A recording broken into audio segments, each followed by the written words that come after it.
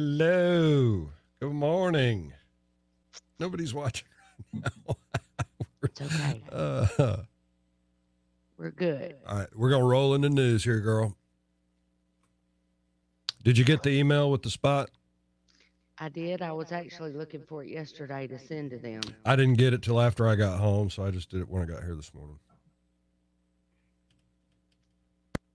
From the Hometown Lender Studio on Dothan's Country. I like it. This is Wayne. WECB Hey, Headland Wayne. Dothan. It's got layers. B1053. Happy Tuesday, Wiregrass. I'm Lisa Sicasio with your hometown news leader headlines. Governor long Kay time Ivey since I will had a bad update hair the state day. on the COVID-19 pandemic later Oh, today. Lord. The governor is expected to announce that she will begin just reopening dry. the state in We haven't had any phases, but her moisture in exact the air plan since has that not front been moved released through, yet. and my Last hair's all- week, the governor held a press conference. She said then she wanted more testing before removing Alabama from a stay-at-home order. We will carry that press conference live here on our station, our sister station WRGX, and online through our website and our Facebook page. Today, the Dale County Health Department will hold coronavirus testing at the Alabama Aviation College in Ozark.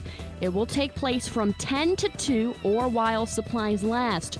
You will have to meet certain criteria in order to be tested. All of this information, along with the criteria, is listed on the Alabama Department of Public Health website. A house fire happened overnight in Ashford. According to reports, it happened on Pinecrest Drive. It said that the fire started in the kitchen and everyone made it out safely. If and when any more information is released on this fire, we will bring it to you. From your hometown news leader, I'm Lisa Sicasio, wishing you a terrific Tuesday. This Channel 4 news and weather update brought to you by Dixieland Metals. Make your first roof your last with Dixieland Metals. We'll see mostly sunny skies, a high temperature in the low to middle 80s. We'll go 84 degrees for a high today. Overnight tonight, down to 59 degrees. Winds out of the south to southwest at about 5 to 10 miles an hour. Wednesday will be partly sunny early. An increase in clouds, scattered showers and thunderstorms in the afternoon and evening hours. Some lingering into the overnight, a high of 82. Rain wrapping up by early Thursday morning. We start the day at about 55. We're back to sunny late in the day Thursday, a high in the middle 70s. From the 4-1 Storm Center, I'm meteorologist Evan Chigbara. Good morning, everybody watching this morning. Hey, Christine. Hey, Wayne. What's going on? Good to see you. Good morning.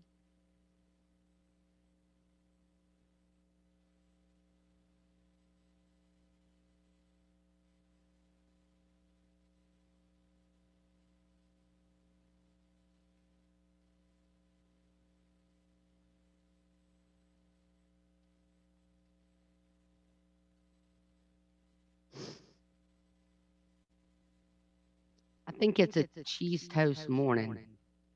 You think it's a what? Cheese toast kind of morning. Cheese Coke? Sounds horrible. Cheese toast. Cheese toast. toast. Toast, Dave. I thought you said cheese Coke. That would just be like, Heck no. I don't even know what that is. hey, you know what? I've heard strange things come out of the Pollard household. Trust me. Yeah. Dave, we were at this place in Tuscaloosa, Yeah, whatever. and they brought us this stuff called cheese Coke. It was awesome. I got to Yeah. get the recipe.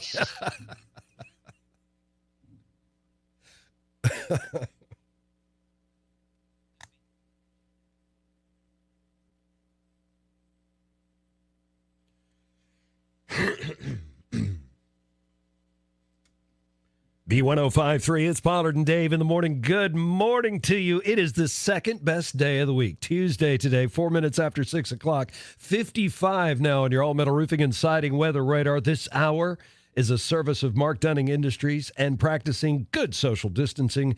My morning show co-host, Amy Pollard, broadcasting from her studio in her living room. Good morning, Amy. Good morning, everybody. It is, what day is it? Tuesday. It is Tuesday. Yes, the 28th.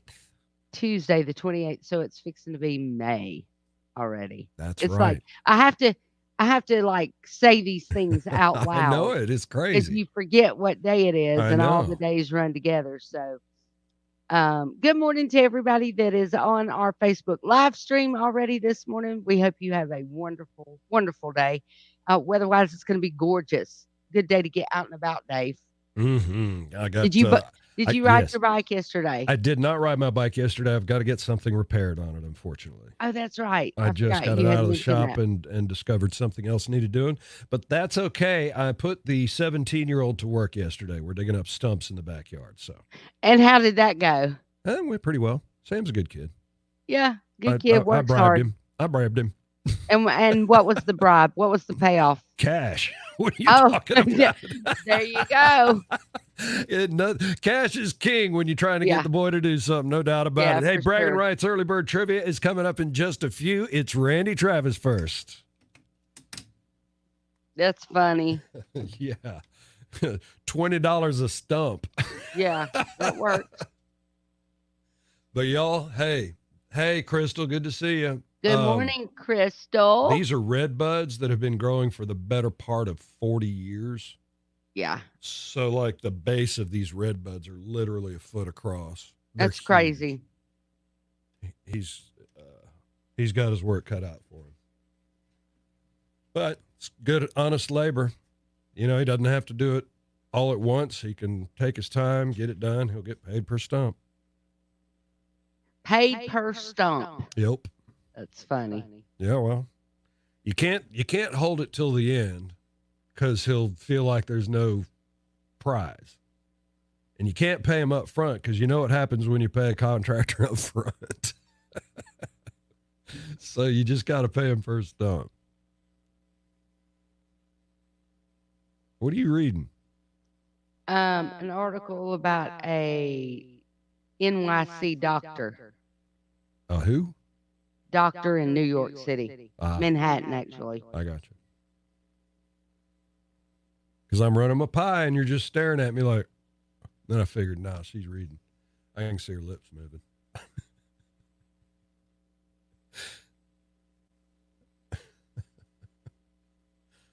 It's Pay It Forward Day today.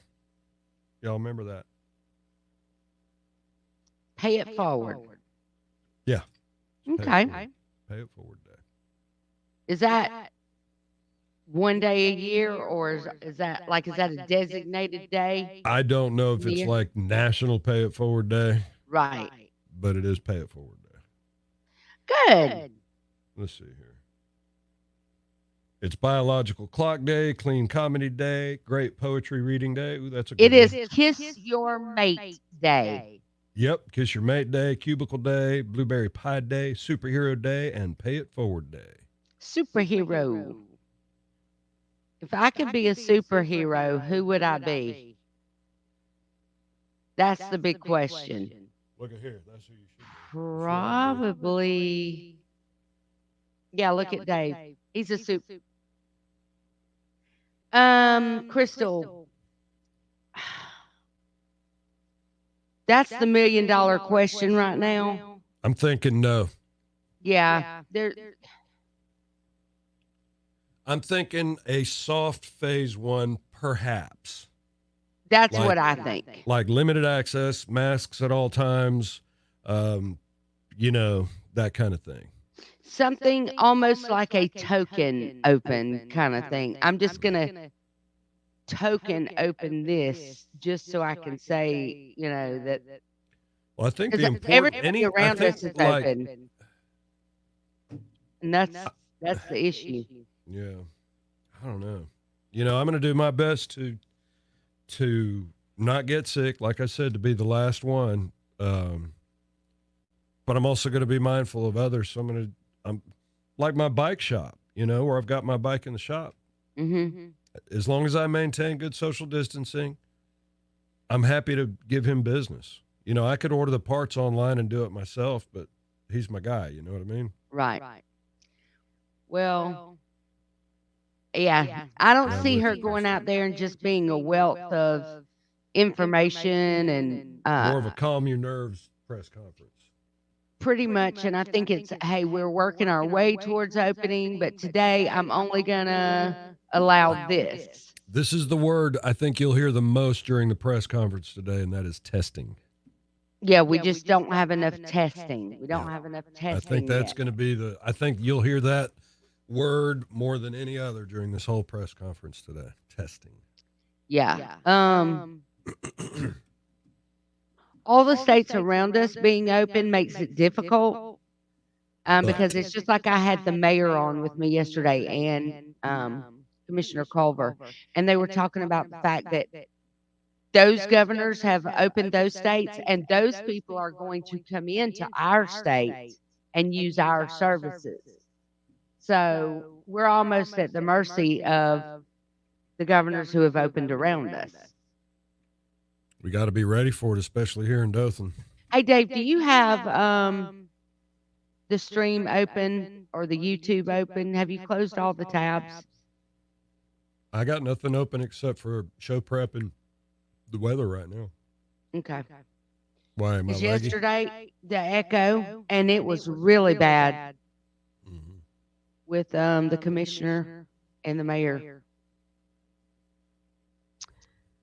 But I just think almost that she's just going to do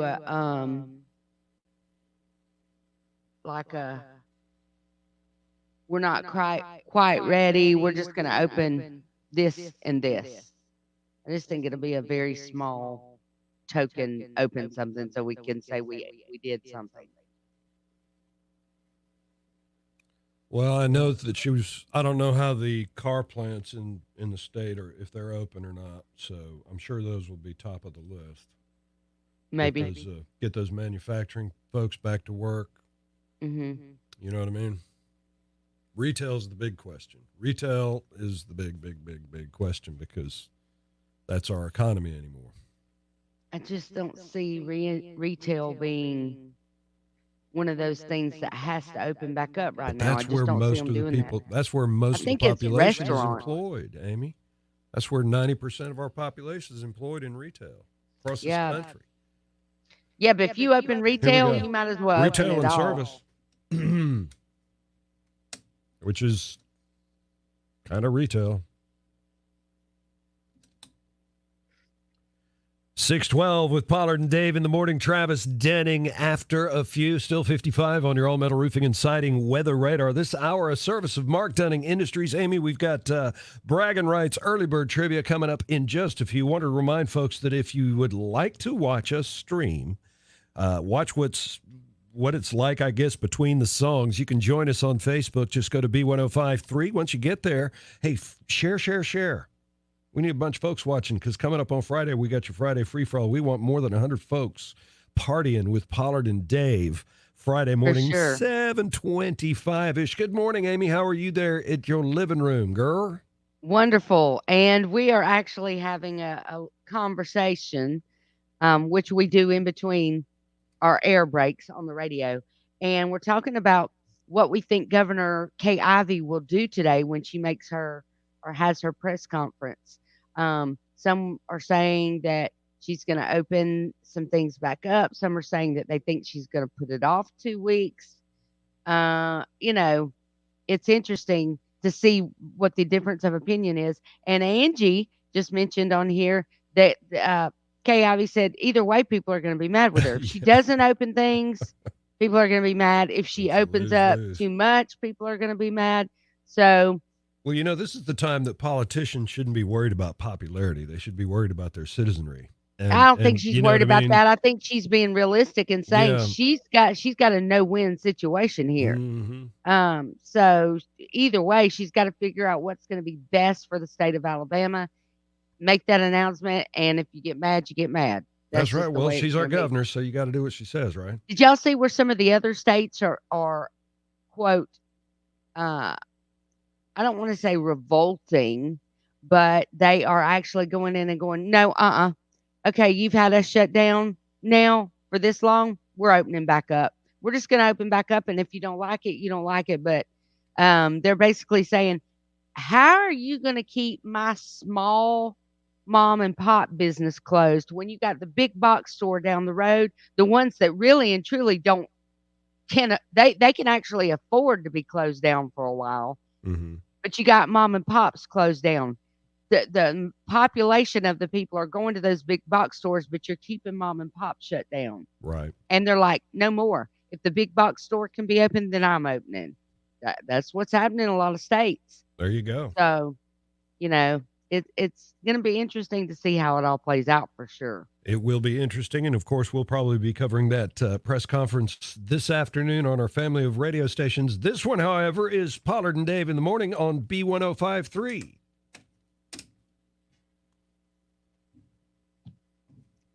Elective surgeries. Listen, I'm going to be honest with you. Linda. Elective surgeries right now scare the crap out of me. Yeah, but that's what funds hospitals, Amy. Elective Emergency surgeries are what keeps surgeries. hospitals open. I know that, but at the same time, if That's they're literally hospitals how right they pay the now nurses. are What now? look, our healthcare system is doing what it can do right now, Dave. It's not like they need anything extra added on to them right now. I'm just saying they need the money. That's how they pay. They've got That's how they pay for that stuff. well, people In the- being in beds is how they pay for stuff, Yeah, but right? The beds are full. they're full now of sick people, but the way that hospitals fund themselves is through elective surgeries. That's how they generate their income the regular time. When there's not a pandemic going on, that's how they make their money.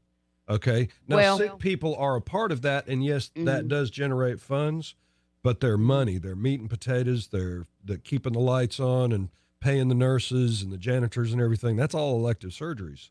I'll be honest with you. There's no way I would have an elective surgery right Yeah. now. You could not pay me no amount of money to go Well, and just, sometimes, hey, Amy, let me sometimes go to the elective hospital and surgeries let are y'all cut me necessary. open while you got all these COVID people in there. There's no way. Yeah. Mm-mm. And which I get, elective is elective, and you've got time. I mean, if you decide- saw a melanoma on your skin right now and you went to go see your That's doctor not about it- elective. That's removing cancer. I know it, sweetie, but I'm you talking about understand- elective, like, oh, we're not. I'm not talking about plastic surgery, sweetie. I'm talking about That's things what that I'm need to saying be is- done that you can either choose to do it or not. So if you go to your doctor and you have the melanoma, he says, "I recommend surgery." That's an elective surgery. You're choosing to have that surgery. right. You're not being Well, that's made not to the have kind the of surgery. surgery I'm talking about. Well, that's I'm elective talking surgery. about surgery that You're talking about is- plastic surgery, nose jobs, and crap. yeah. Yeah, no, that's not elective surgery. That's Or plastic my surgery. knee needs to be done. No, your knee doesn't have to be done right now. Well, you know, But but if if you've got cancer in your bone on your knee and the doctor says you can have surgery to remove this, you have to then choose to either have surgery or not have surgery. You're electing to have surgery. So that's where the hospital's making their money. And that's not the type of surgeries I'm talking about. Yeah, I'm talking about the surgeries that are not a matter of, to me, I had melanoma. You let it go, you're going to die. No, I get it. So Amy. it's I'm not saying don't elective have in my surgery, mind. But I'm defining elective surgery for you. I'm helping you Right. understand what elective surgery is. Right. Yeah. Any kind of plastic surgery or. Like, I know there's people that are upset because they literally need heart caths right now. That's That elective. they're, and see, to me, that's not elective. You've got a doctor saying you've probably got blockage, and every hour that sits there, you Mhm. might not live till there's a heart cath done. I get it, So to Amy. me, that's not what I'm saying. Those are like It's all about consent. You know what I mean? life It's saving.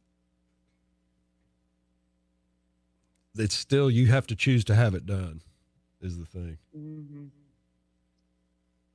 I guess my definition of elective surgery is wrong. My definition of elective surgery is anything that is not life saving, whether it be right now or 3 months from now. Now, see, there's have to have emergency the surgery. surgery. There's emergency surgery, and that's completely different than an elective surgery. Right. So, hey, Michelle. Dave has said my nursing career has been in surgery my entire career. So I got a Yeah. girly question I want to ask this morning. I can see where you would want it to come back, Crystal. You hear for me? Sure. I got a girly question I want to ask this morning. Oh, Test the no. ladies. Test Hey, the ladies Michelle. out. Okay, go. We're ready. No. I'm going to do it on the. It's the trivia Oh, questions. okay. All right, ladies, y'all get ready then. Crystal, will they not give you an option to work in a different area so that you're at least working? Or if you're a surgery nurse, can you only be a surgery nurse?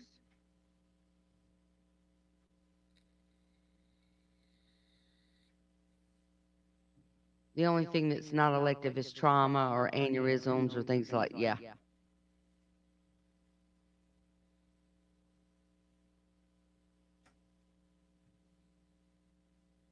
So have you been out of work this whole time because you are an elective surgery nurse? It seems to me like they would take those nurses and say, okay, we want you to move into a more critical role. Like just because they're not doing elective surgeries right now, and if you've got nurses sitting at home, that's a waste to me. Like it seems like you guys could be helpful in another area. Ain't no better time. Oh, Lord, he's gonna start singing.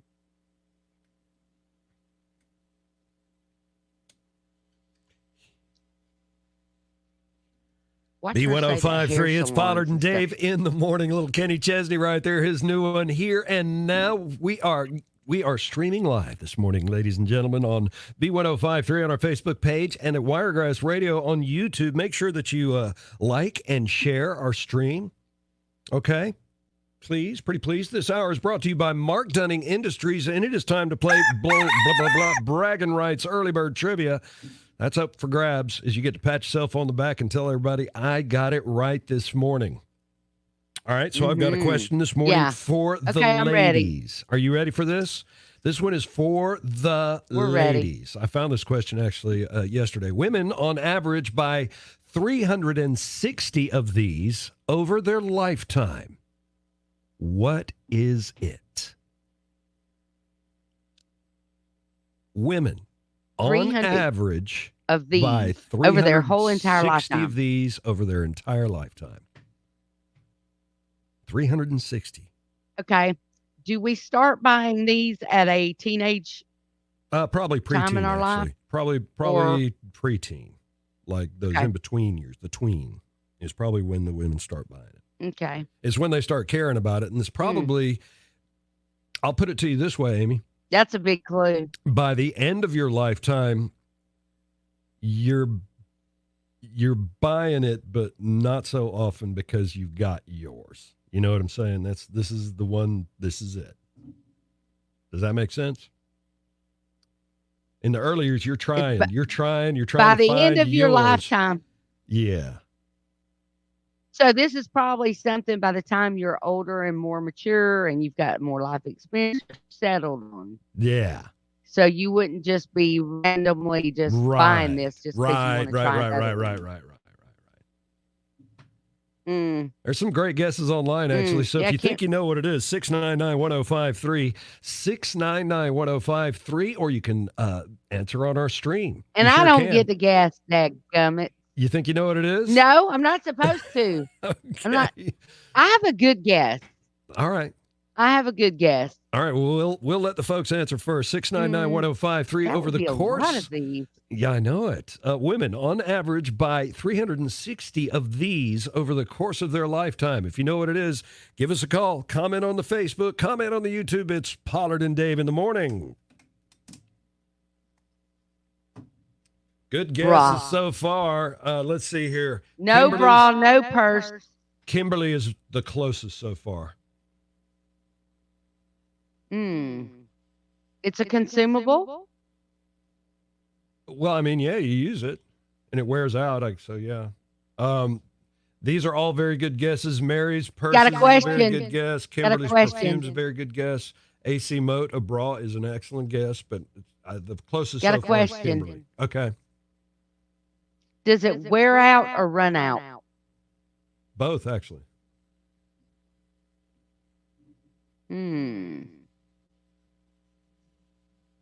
It wears out and runs out. Yep. All right, hang on. Let me answer Foundation? this phone. Hang on.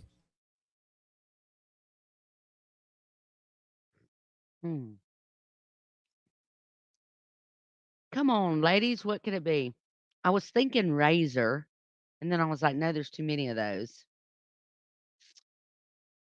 360 would be way too many.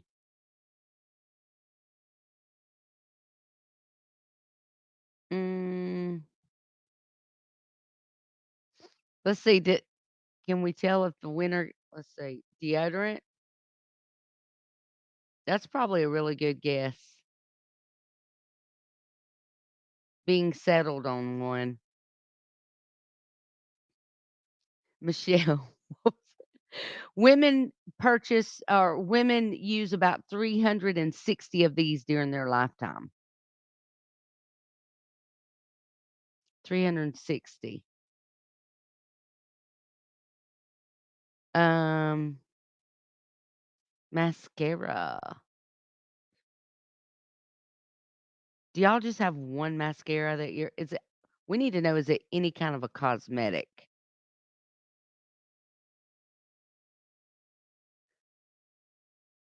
Dave is editing that call. We'll have to see if whoever called in, somebody might have won it.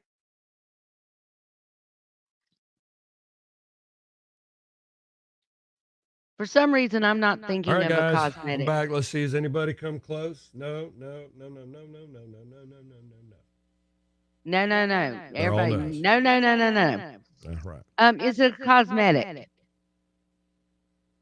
Yes. Mm. It is a cosmetic. Is it a type of soap? Says Michelle. Mm-mm. No. Blush. Yeah, Crystal got it. She was the one that called in. Oh! Look at you. She's on the sneaky. She been a sneaky snake. She the sneaky snake. All right, we're going here in just a second. Y'all be listening. I'm going to have to mute Amy so y'all can hear it, okay?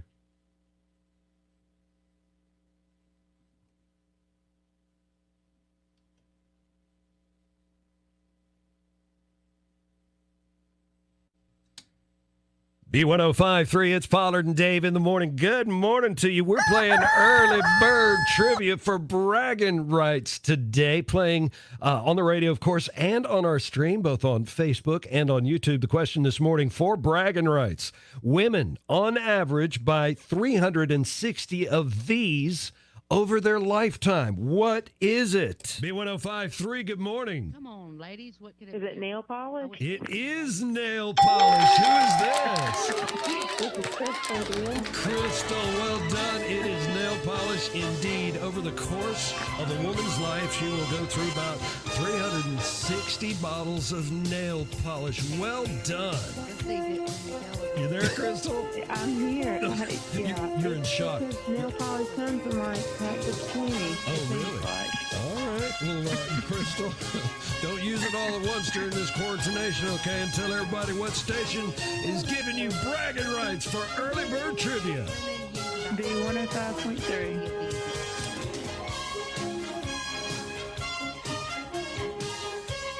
Yay, Crystal, well done. Good morning, Bren. So there it was. It was lipstick. So how about them apples? Got it. It was lipstick or nail polish? I'm sorry. It was sorry. Nail I read polish. Lipstick. Somebody said lipstick right when I said it was nail polish. Good morning, Gina. Hey, Gina. Good morning, Bren. How are y'all? So is that an accurate number, ladies? 360? No, I probably don't do a third of that. Really? Mm-mm. You found yours early then? No, I go and I get my pedicures and things like that. I'm not big on buying my own nail polish. I just got don't. Yeah, sorry, Crystal. I misspoke. It's still early for me. I'm only about halfway through my coffee. He's only halfway through. Y'all look. Gina, the question was, oh, look at that sweet baby. No. Yes. The question, Gina, was women on average go through 360 of these in their lifetime, and the answer was nail polish. Yes.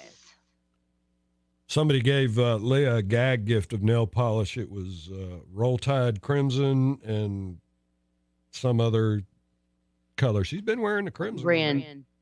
So sweet.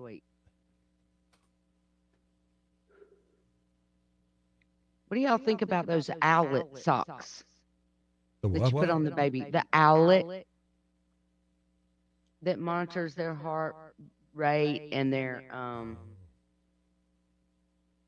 You know they got diapers that'll tell you when the diaper's wet. It's got a little moisture monitor on them. Stop. I'm serious. We talked about it, gosh, maybe a year ago. Listen, the diapers now they got a little blue line down the front. When they're wet, blue line. Yeah. It'll turn it blue. So you, Now, but I'm talking about it'll beep on your phone now. Lord have mercy. We used to just tell with our kids how far they hung down between their legs was how wet they were. You know it's the truth. How full it was. It ain't quite heavy enough yet. You do that little. Yeah. We were horrible. Yeah, I think so too. We're just Ansley was the first night last night that she used it, so she's trying to like get used to it and figure it out. Trust me, Amy. Yeah, trust me. There wasn't gonna be nothing. Girl, yeah. Let me see if I can find another picture. Hold on. There wasn't gonna be nothing. Every morning when I get off the air, it's my duty. I'll show y'all. Look at him.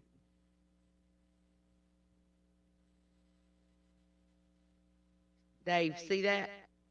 B1053, good morning.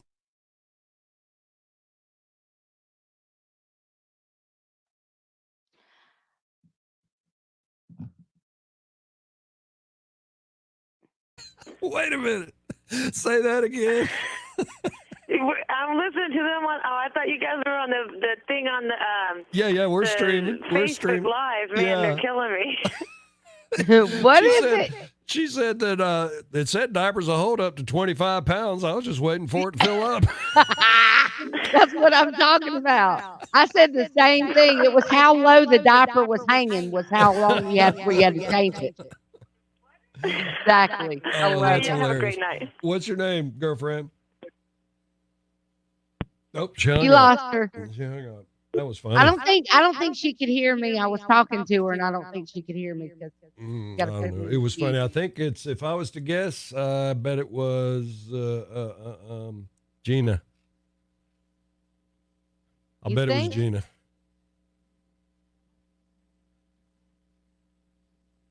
Thank y'all.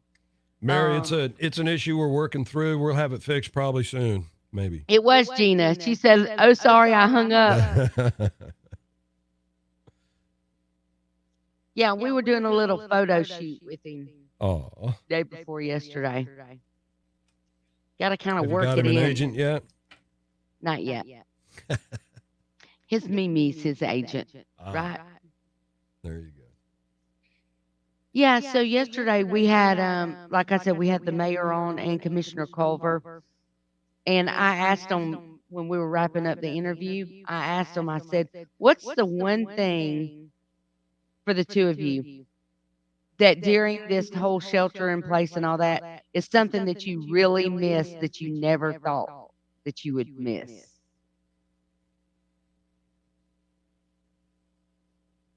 Mary, I have not tried it yet. I'm sorry.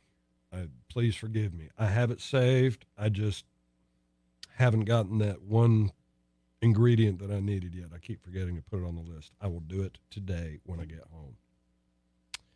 So what is the one thing that they missed the most?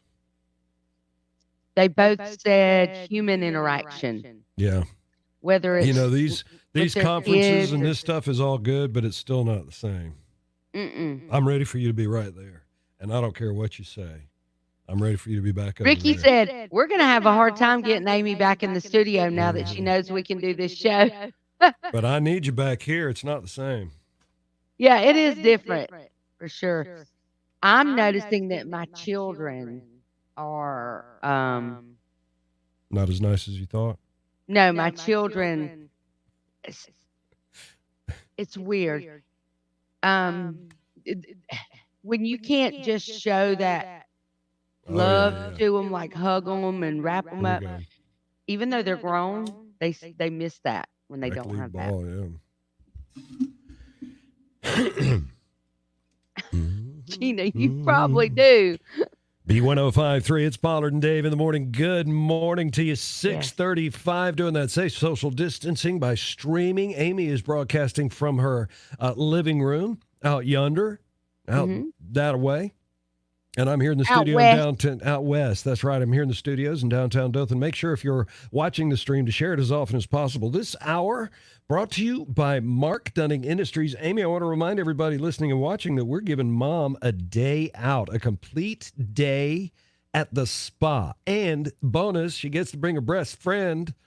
That's right. Her breast friend? Well, I mean, she can Her bring friend. me. I'd be flat-chested friend. I could be Hey, the listen. flat-chested friend. Hey, we don't care as long as you're taking somebody with you.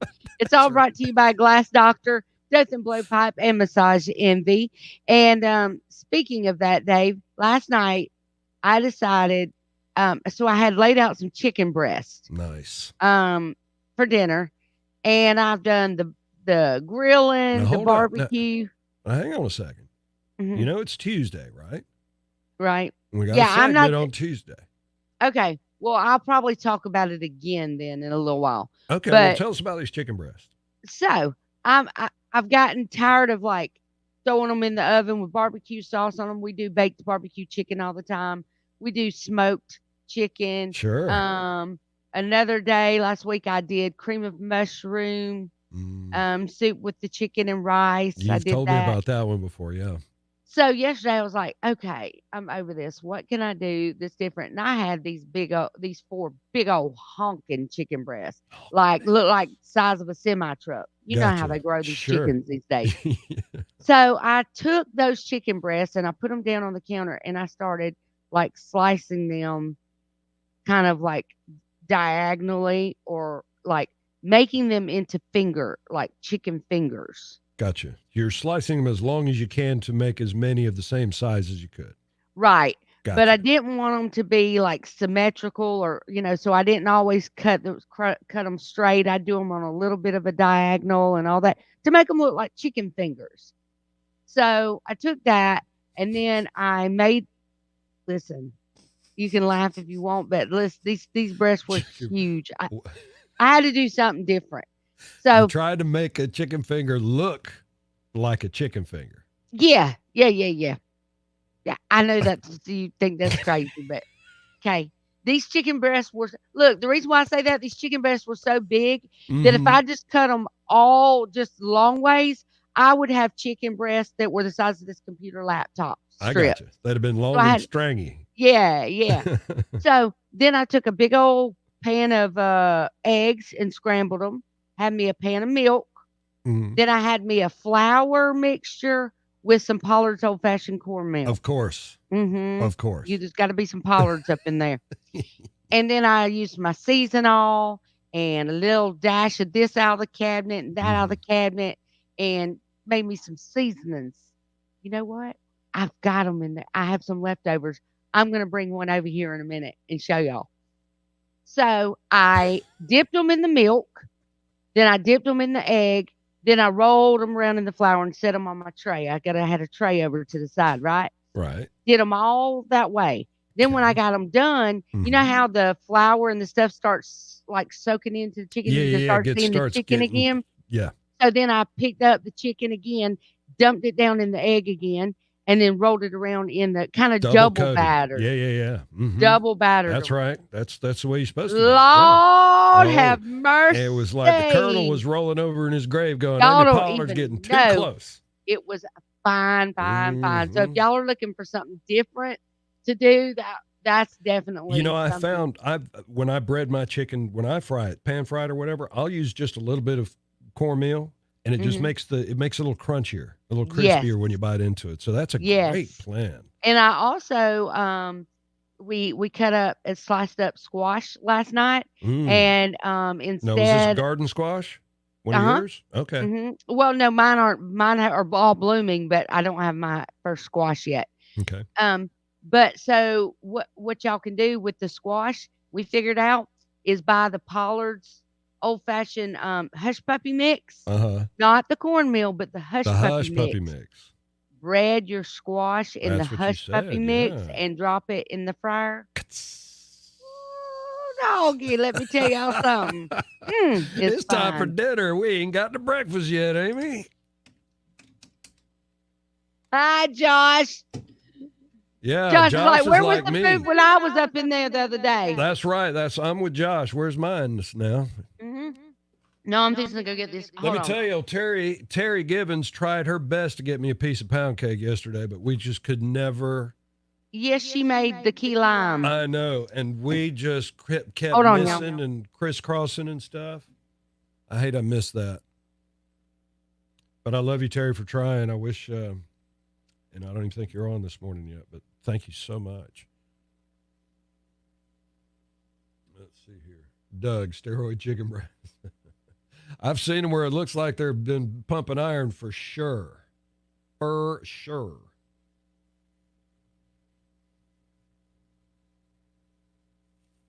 I don't know where they sell the Pollards, y'all. I know I can, sometimes it's at Walmart, sometimes not, but gosh, the last time I went to Walmart was over a month ago.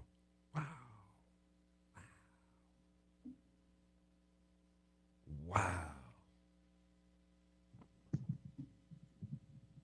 I used to go once a week, and I haven't been in over a month. That's crazy.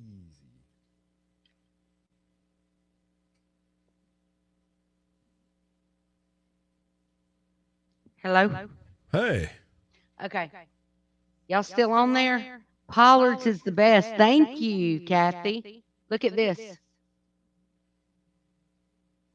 That's a chicken plank right there, girl. No, that is the fried squash.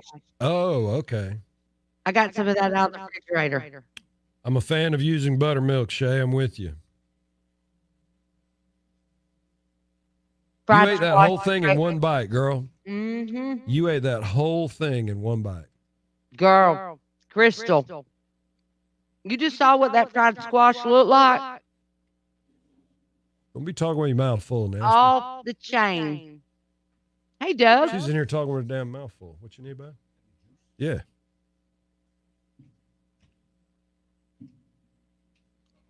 Gina. Amy's shoving fried food in her mouth and just steady Fried talking. squash. I got it in my refrigerator. I just showed y'all. I'm telling you. If you ever fry your squash in what I just showed you in that Pollard hush puppy mix, you'll never use anything else. Y'all want to see the steroid chicken finger? Look, Dave. Okay. Okay. Look at that piece of chicken. Dang. They're right there. I'm telling y'all. Gina, I'll tell you, we did the pickup like Amy's been doing at I'll show it for you, Walmart. Crystal.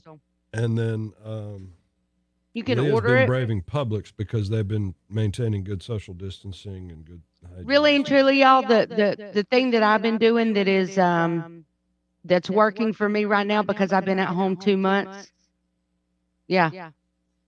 Is I've been doing the Walmart grocery. I do the list. I have a notepad on my counter, and I just constantly write down when I find something I need, and then when I'm ready, I go in and I do the curbside pickup. I go in online, order all my stuff, pay for it, set up that my pickup is usually like today. You couldn't get a pickup for today, but you can get one. You might can get one for tomorrow still. But usually it's one the next day. Yeah. So Thursday. Don't wait till the last minute to do your order. Kind of work on 2 day out. And it's been averaging about once a week. Yeah. Well, that's how often I used to go for groceries. Right. Once a week. Got to get the toiletries, the groceries, TP, all that good stuff. Right. I'll start when I Y'all get want my me to mask show you what in. the mix looks like? When I get my mask in, I'll probably start going back. Show y'all. And you know, hopefully by then they'll have protocols in place where, okay, there's 100 people in the store right now. Well, you just have to wait till somebody leaves. You're next, that kind of thing. Gene, I'm going to be honest with you. Shopping for me on a Sunday, which is when I go, it's a little 2-hour mini vacation. I usually put on a podcast or something, listen to some music, and I don't think about work. I don't think about the house. I got a list. It's kind of mindless, really. It's kind of a getaway. You know how it is. Sometimes you just need a break. Of course, now we're doing having nothing but breaks, so there's that.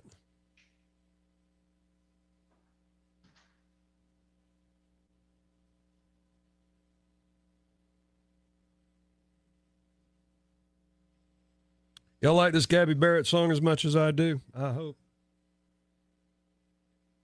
Grocery outlet, 15 people at a time. That's smart, see?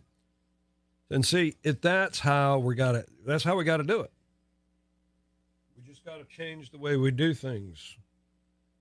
I was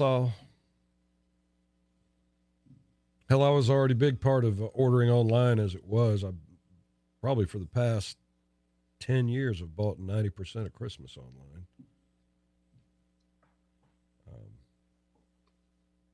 So I'm kind of a homebody anyway, I'll tell you.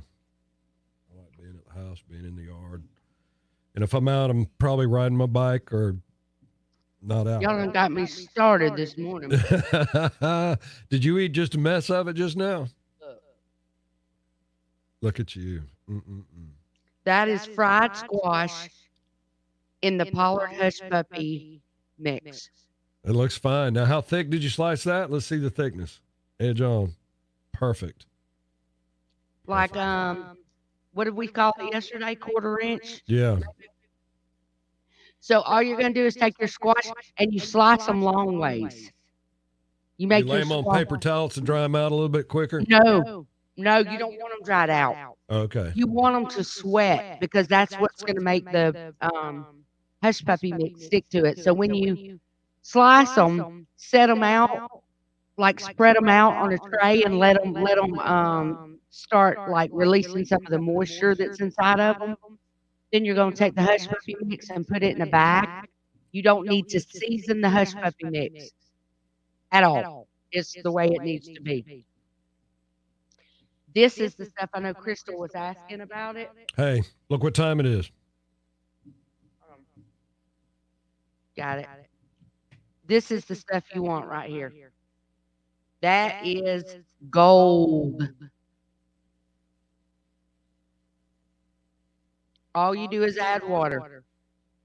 This at my house is like a bag of sugar. It's an essential. We use this for everything. Look, you can bread it. Do you know the last time I bought sugar probably was a year ago? Really? Yeah. And then this is what you're going to get. It's fried squash that looks like that. That's pretty. I wish you had made enough for everybody, though. So good. Y'all will love me. We can just do that while you eat.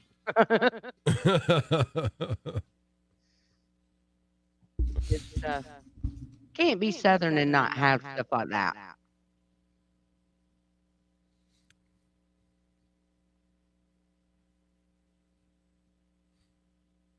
I don't know how we ever did it. Oh, man. What, Dave? What do y'all think about the 2-parent households that make a family trip to the store? She said, wasn't even hungry now, thanks. I know, right? Can't help it. I'm sorry, y'all. It was too good last night. I was like, okay, I'm keeping some of this squash. And that's the first time I've ever had it like left over. And I used to hate squash too. It's so funny.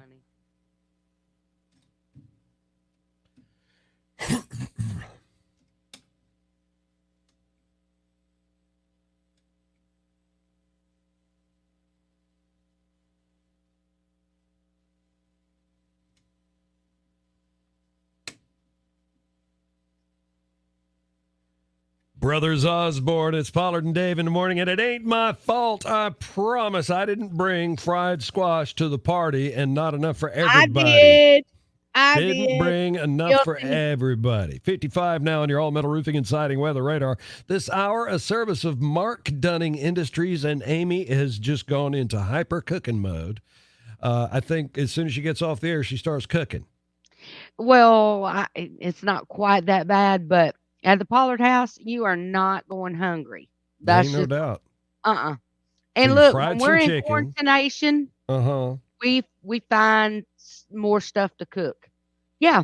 So I just shared with everybody my secret to amazing fried squash. Mm-hmm. It looked fantastic, The secret by is the way. Pollards. It looked fantastic, by the way. Oh, I showed it to Dave. I showed it to everybody on the That's Facebook what I'm saying. live It stream. looked fantastic. That's what I'm then stressing, the looked part. My chicken, my homemade chicken fingers. Also looking great. It looks Thanks, Dave. really good. Yeah, it was good. And so the secret Stress is the looking. Mm-hmm. Stress the looking part.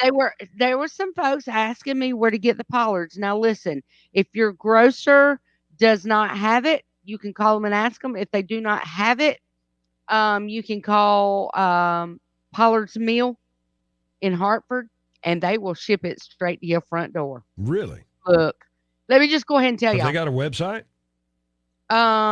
There's a Facebook page. Okay. Pollard's Mill on Facebook. Okay. And I will tell y'all this. This is what it looks like. It's in a gold bag. And when you get it, let me just go ahead and tell you, don't just order one.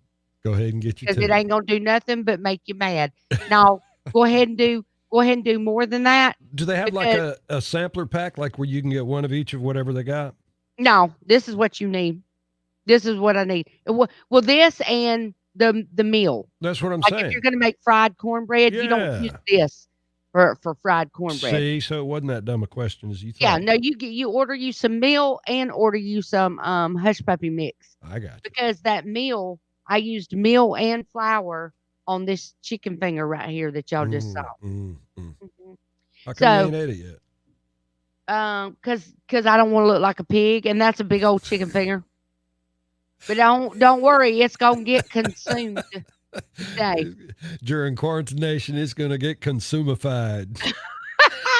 That's exactly right. It is 6:51. You know what time it is. Time for Pollard and Dave's Daily Devotion, proudly brought to you by Saliba Construction and Southern Outdoor Sports on B1053. Southern Outdoor Sports, they don't have Pollard's Hush Puppy Mix, at least not yet. We can talk to them about getting some up in there so y'all have work somewhere on to that. Work yes. on that. Publix, I know, and some of these other places have it. But I tell you what Southern Outdoor Sports does have. They did get some hand sanitizer in the other day, if you're interested in that. Anything for the outdoors. If you like to grill like we do at the Pollard house, the Yoder smokers are off the chain. Perfect for Father's Day. If you're thinking about a Father's Day gift, one of those works awesome. Turkey hunters. They've got everything you need from camo to calls at Southern Outdoor Sports. By the way, yesterday, my son had one strutting around in his backyard. I said, he better be glad your mama ain't there. I'll tell you that right now. So today we're looking at Mark 6:46. After telling everyone goodbye, he went up into the hills by himself to pray.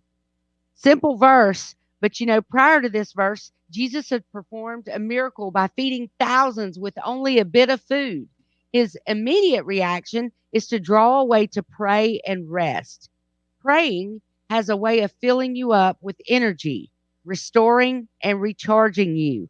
It's very important if we have intense schedules or physically demanding duties that we take time to reconnect with God and restore ourselves. If you are able, take today to draw away alone in order to draw close to the Lord. If today isn't possible, plan a day this week that just you and the Lord can be together.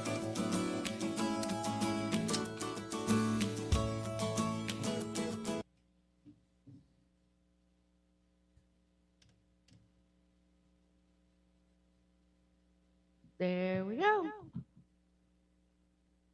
I'm ready to get up and eat some of Adriana's salsa. Yeah, You're I'm out always of down to yep. eat. Let me tell you what we had last night that was new to the Gilligans. Amy, see if you've ever done this before, but you take a Kaneka sausage, cut it up into bite-sized pieces, Okay. shred a purple cabbage, Okay. purple cabbage, not your regular Mm-hmm. cabbage. Mix it up together, add a little bit of garlic, chop up some onions, peanut oil. Okay. Let it simmer until it gets soft yet still crunchy. You know what I'm saying? Mm-hmm. So you serve it. You can serve it over rice if you want to, but I like mine with a little bit of hot sauce and get this, a little bit of balsamic vinegar. Love balsamic vinegar is a staple at the Pollard house. Yeah. We put it on peas, Mm-hmm. cabbage. We put it on everything. Good for you, Bren. Yeah, that's great. That's a good time to do. That's what I do. I get all zoned out and I got two parts of my brain when I'm on my bicycle. I got the part of my brain that's focused on making sure I don't crash into a tree. And then I got the other That's part an of the important brain part. that's solving problems or thinking about stuff. And you know what I'm saying? It's kind of weird, Right. but I dig it. Zenish, if you will. Y'all, I'm going to go, and then I'll be back. Out in the public, probably more than anyone. We have to allow these mom and pop stores to open back up. Yes. I know. Josh, that's the thing that's what I was fussing about this morning is it's so hard to see these mom and pops that are closed, but drive by the big box stores and see them. They're just, their parking lot is slammed. And let me tell you something, they're the ones that can afford to be closed. That's what's so frustrating. They don't need the money like the mom and pop stores do.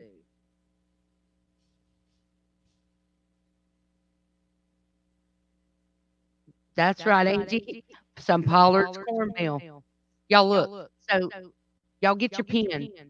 I'm going to give you the phone number where you can call and order this. You can call them and they'll ask you how many bags of it you want. Oh, what I was going to tell y'all is when we go get this, I get about 5 or 6 bags at the time. I think it's like $3 a bag or something. But I get like 5 or 6 bags of this and you can put it in your freezer.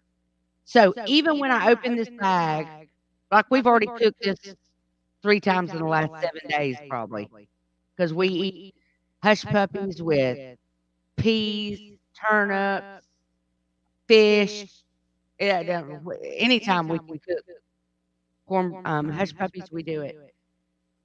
Oh, you did a screenshot. Okay, I should hold it still so y'all can do that. But what I was going to tell you, get your pen handy, and I'm about to give you the phone number, and you can call them and give them your credit card or debit card. This will be my father-in-law, and he'll ship it to you right to your front door. And then, so when I open this bag, once I get done with what I'm going to do with it, usually we do about a half a bag every time we cook, just to give you an idea.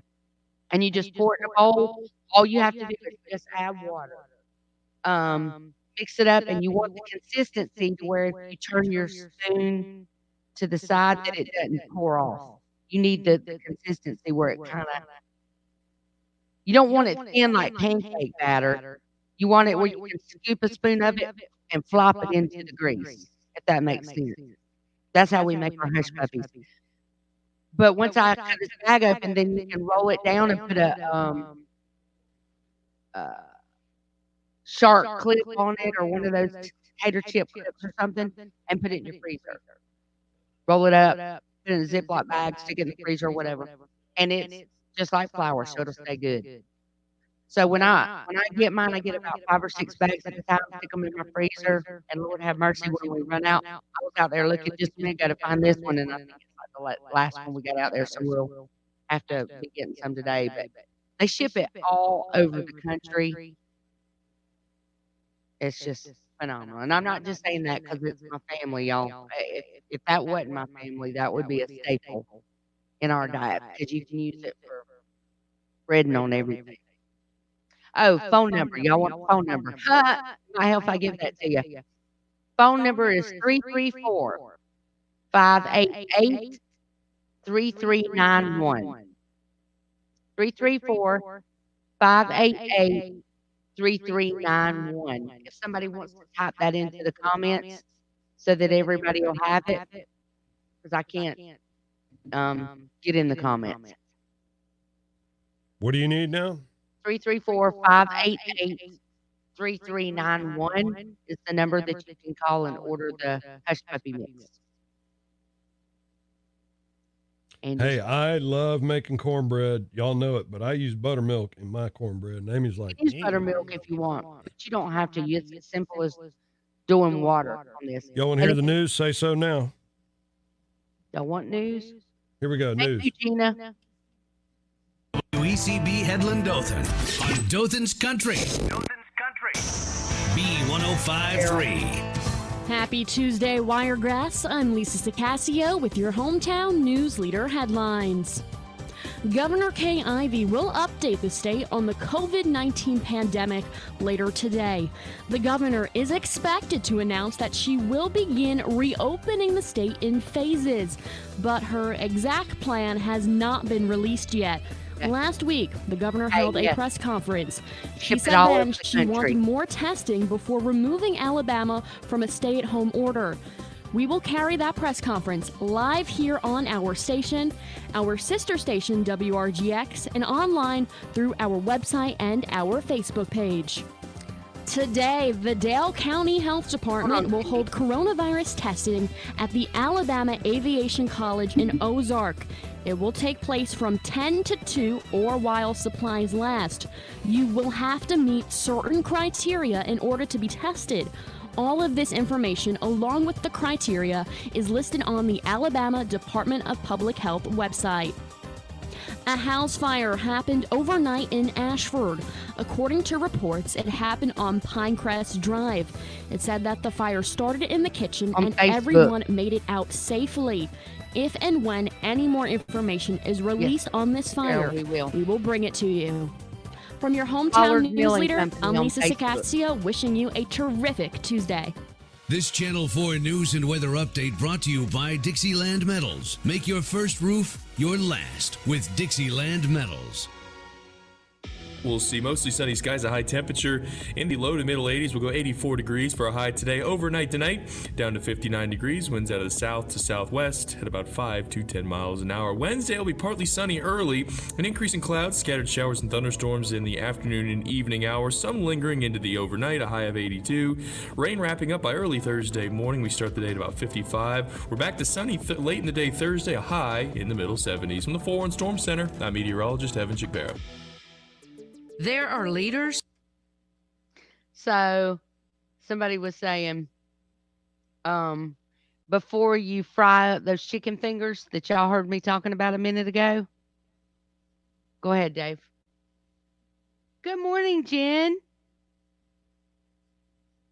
Gotcha, Cindy. Nice. Woo, it rose quick this morning, it looked like. Somebody was talking about it with the chicken fingers. They said you need to get you some buttermilk and then put you some garlic and hot sauce on them before you stick them in the milk. So put some garlic and some hot sauce on them, then stick them in the milk and the egg and dip them. And see, I'm not big for hot, spicy stuff. That's Dave. I do like. Thank you, Kay. Here we go. B1053, it's Pollard and Dave in the morning. Good morning to you. 4 minutes after 7 o'clock on what's shaping up to be another beautiful spring day here in the Wiregrass. We're at 56 now on your all-metal roofing and siding weather radar. This hour, a service of Covenant Care Hospice. Good morning, Amy Pollard. How are you in the living room? I am wonderful this morning. I want to remind everybody that is a frontline worker. If you are a frontline worker and you are up for getting with Mitchell Mazda over at Enterprise, you can actually get a free oil change right now. Free oil change and a car wash cleanup with high touch areas on the inside being detailed as well. So you know how you're maybe you leave the hospital and you're touching this and you're touching that in your car.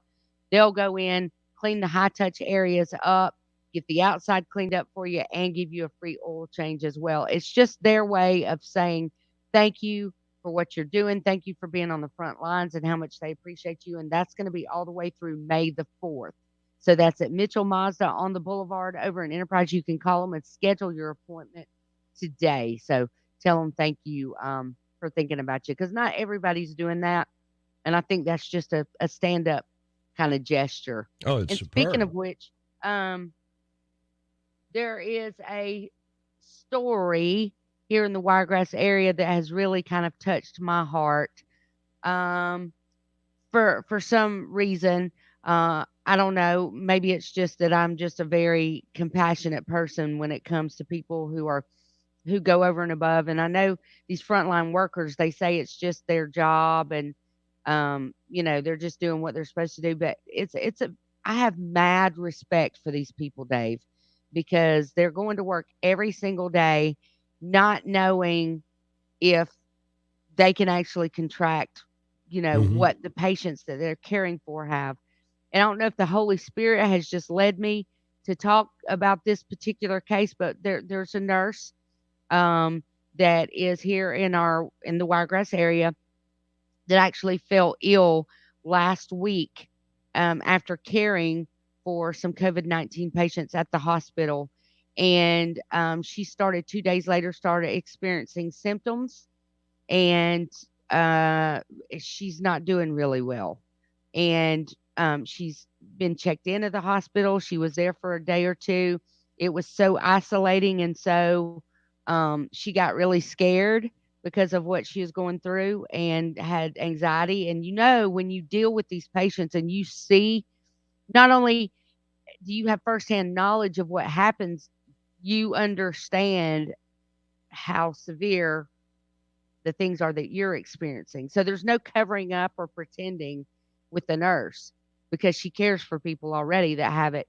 And so her name is Amanda. And I've been led to ask for prayer for her because she's really struggling. She left and checked out of the hospital because she just needed to be at home with her family where they can care for her. And they are, she's on, I think, 2 liters of oxygen now. I think some of her O2 stats have gotten down in the 70s. And y'all know that's rough. And not to mention the vomiting and the diarrhea. And then, she is just incredibly sick. So I guess I'm putting this out there today for multiple reasons. But number one, to ask you guys to pray for her or put her on. I don't even know her. I don't know her personally. I've just been following the story. And I know where 2 or more gathered in prayer, then, the Lord has a mighty hand. And he can go in and intervene at any moment on her behalf. So I'm asking for prayer for her. And also to have you people and our friends and our listeners and viewers to also just understand the reality of what it is we take for granted, y'all, on a daily basis. Getting up, if you have a job right now and going to work and taking care of your family and oh, yeah, you're protected inside your 4 walls. But what about the people that are having to go out there every single day and fight this and not know if their own health is in jeopardy or if they could come home and fall ill a couple days later? So, this is the time to really be thinking about these people and keeping them in your prayers and asking for a hedge of protection, because I'm going to be honest with you, they're doing what I don't want to do. That's a big deal. And I want to say thank you to everybody. I'm talking about hospital administration. I'm talking about nurses. I'm talking about the janitors that clean the room and take the garbage out. Do you know they're at extreme risk too? And where we all run from it and go sit in the quarantine of our home and we're protected, they're running to it to take care of your loved ones. And in a lot of cases, because the hospitals are closed right now to visitors and people can't be there with their loved ones, these nurses on the front lines are the ones that are there comforting your loved one. Have you thought about that? When you can't be there, they're the ones that are there, not just taking care of them, but also easing that anxiety and letting them know that someone loves and cares. So let me tell y'all something. Today is a big day to say thank you. It is Pay It Forward Day. And I would love to see people doing something kind for somebody in the healthcare industry today. That's just the way I feel about it. So, that in particular, I wanted to ask for prayers for Amanda today. So if y'all will add her to your prayer list, pray personally for her, I would appreciate it. I don't know her or her family, but I feel like we all should be doing that. Not just for her, but that story touched me because she was caring for other people just last week. Now she's fighting for her own life. And it's a reality. Appreciate that, girl. Well, I got echo on that bad. Really? Yeah. I've never had echo before, but I got echo. Oh, so you know Amanda. Okay. She's been really, really sick, right? I don't know her, but I've been following her sister's post and everything, Crystal, and it's just breaking my heart. Yeah, she is a nurse. I think she worked in MICU or something. So I've been kind of trying to keep up with her story and what's going on, but I'm telling you. Thank you, Michelle. Yeah, anybody and everybody that can pray for her. She needs prayers right now.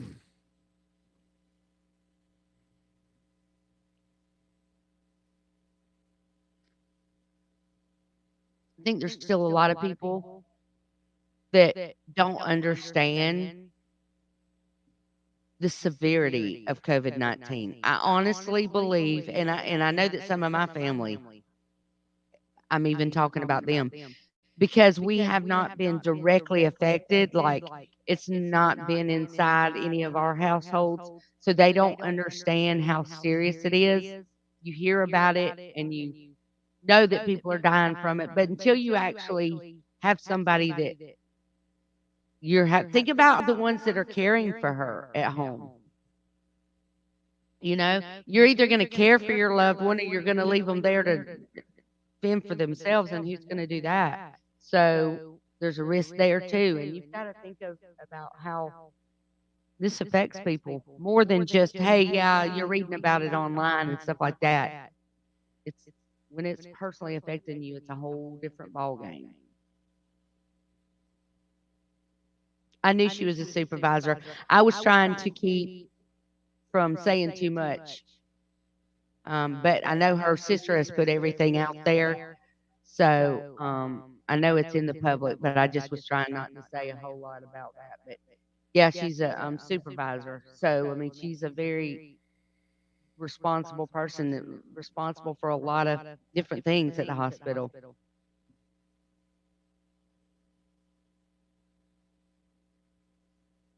Her niece is also working with COVID-19 patients.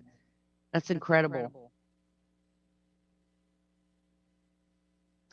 Yeah. That's what I know. The anxiety, I think, is a lot of the reason why she didn't stay at the hospital like it. She wanted to be with her. I couldn't be locked up in the hospital without my family. Lord have mercy. Can y'all imagine what that's like? Going through something like this, you're throwing up every time you turn around. You're like deathly sick, like your whole body is hurting. You're fighting for this, but then you can't have family there to ease your comfort at all either. It's like, it's got to be devastating.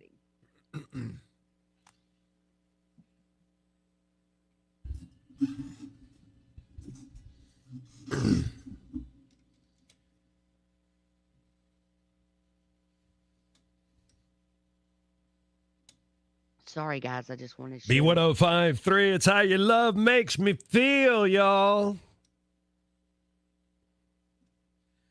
Good Good Tuesday morning to you. It is fair. It is gorgeous. It is 56 now on your all-metal roofing and siding weather radar. This hour is a service of Covenant Care Hospice. Here's an awe story for you. Tabitha Kleeman of Australia is being hailed as a hero for saving an owl, Amy. Her daughter found the bird flopping around in their backyard.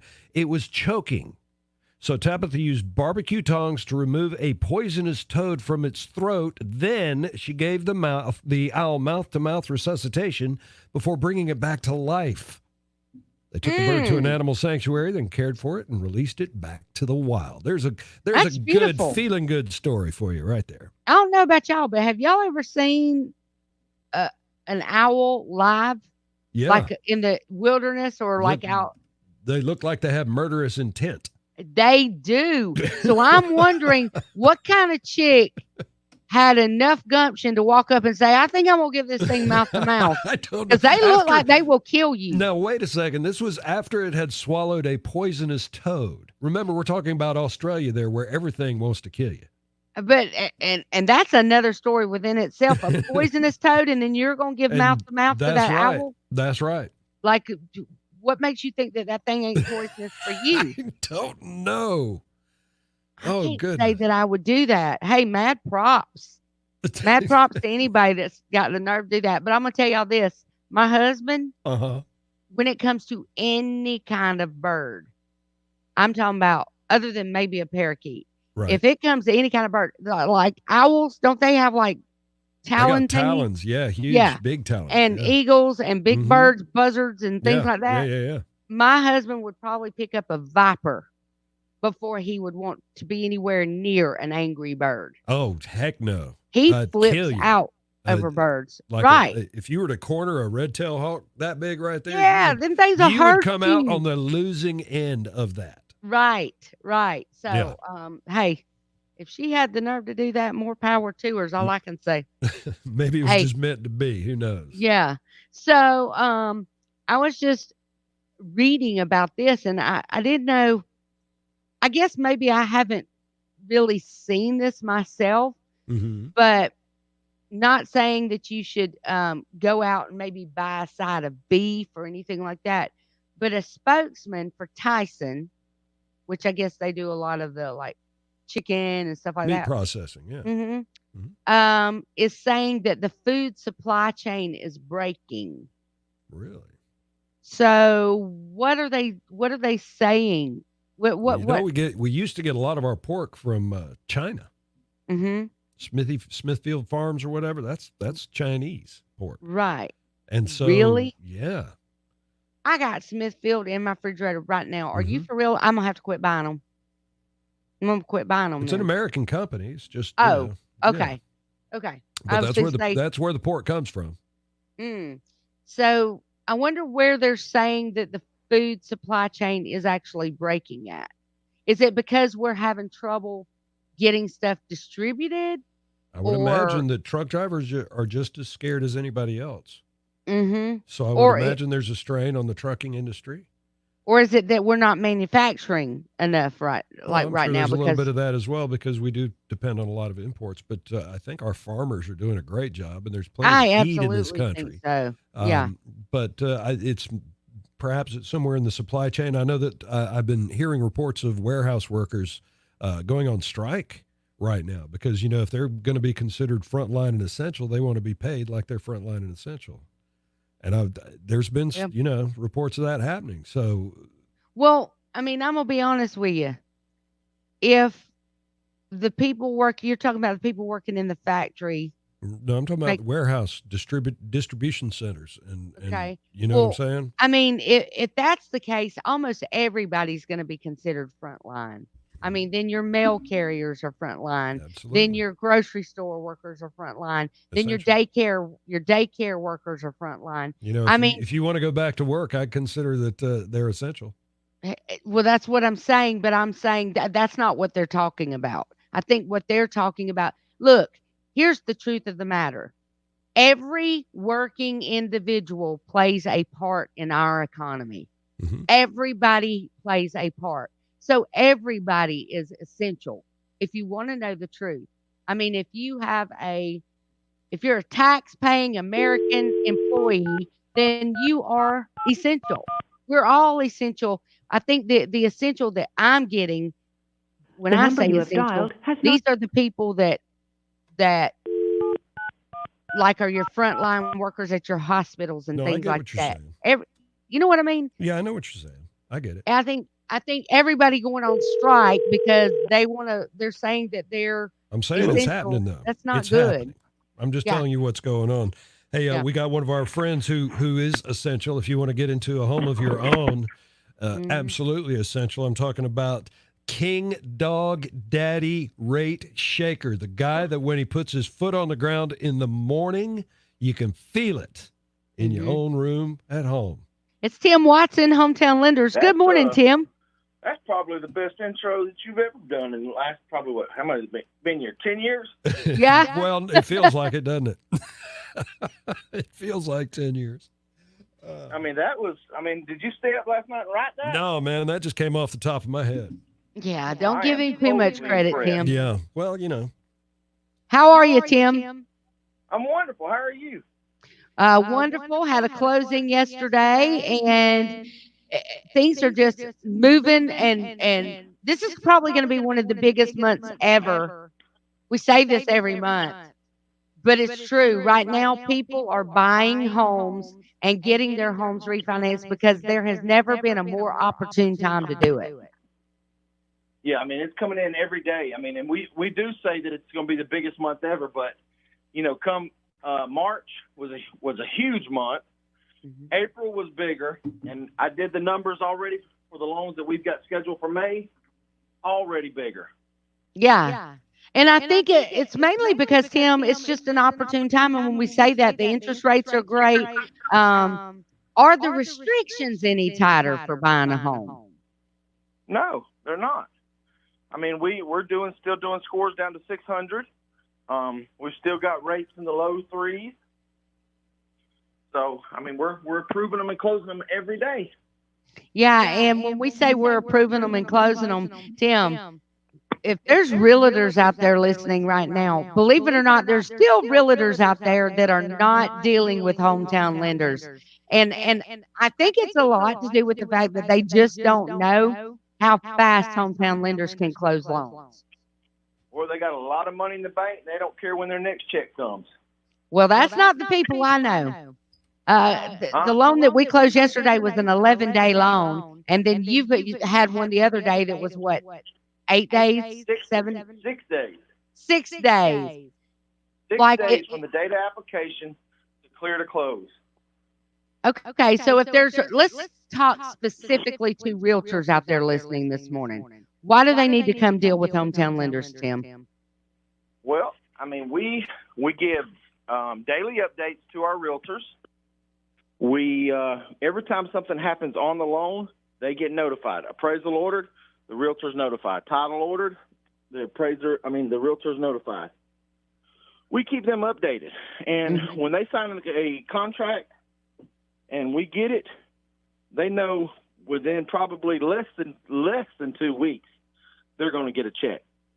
Right. They're not going to have to be fighting with conditions. They're not going to have to be bothered wondering, are we missing the closing date? Because that just doesn't happen with us. So let's talk to the people out there this morning listening that might be renters. Why do they need to be dealing with hometown lenders? Amy, we've said it every month. I don't know what else to say. Yeah, listen, there might be somebody new listening.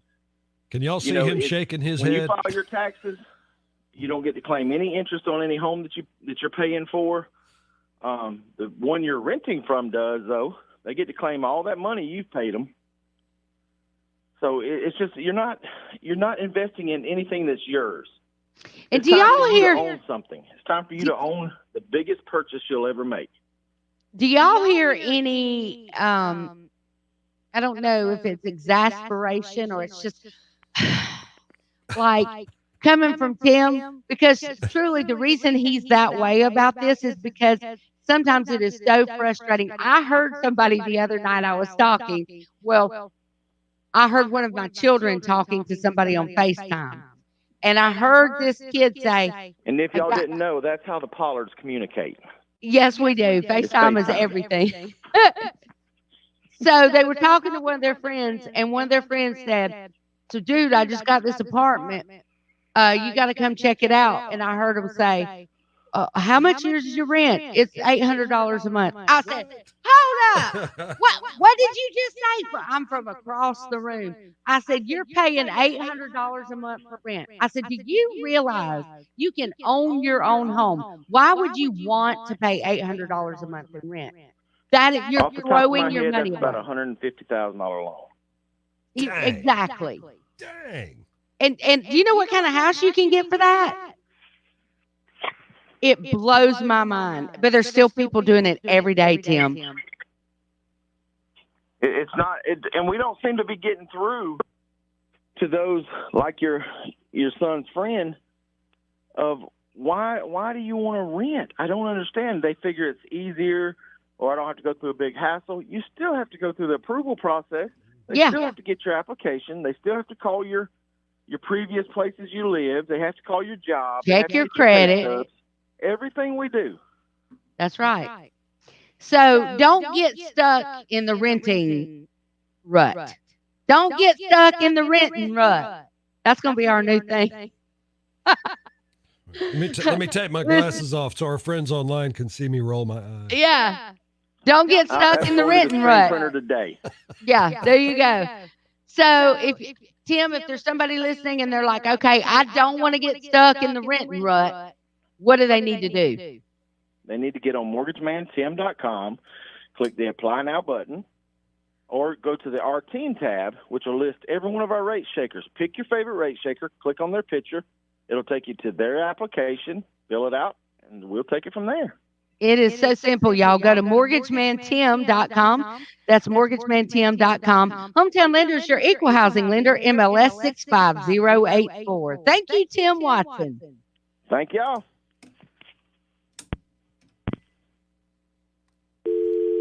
Thank you, Crystal. Bren, your son has cystic fibrosis. Does that make him put him at a higher risk of contracting coronavirus? Yes. If he were to get it, it could be like it's already can be fatal for people, but it's so you're really having to take it serious. I still think there's people out there that don't understand. Well, unfortunately, you're right. And there's always going to be those people, always. Yeah, it just hadn't hit home with them. Nobody they know has it. Nobody. Do you know anybody who's anybody to it? Do you know have you met anybody yet who's not so sure about taking a vaccine for it? Yeah. I'm not sure that I want to take a vaccine for it. Really? Yeah. I don't think that, in my personal opinion, I'm not a no-vaxxer. I take a flu shot vaccine every year. I do all the necessary vaccines for my children. I did all that. But this, I just, there's a lot of different reasons. I'm just saying, after 18 months, after it's been all scientifically tested and everything, still no, huh? I still don't know. I'm reading a lot of things. I'm doing some research on Bill Gates and his belief that our population needs to be reduced by 20%. And he's a big player in this whole vaccination, this mass vaccination thing. Say what you want to. It can be some conspiracy stuff, but I'm just not going to be one of those people to go, hey, yeah, stick that in my arm.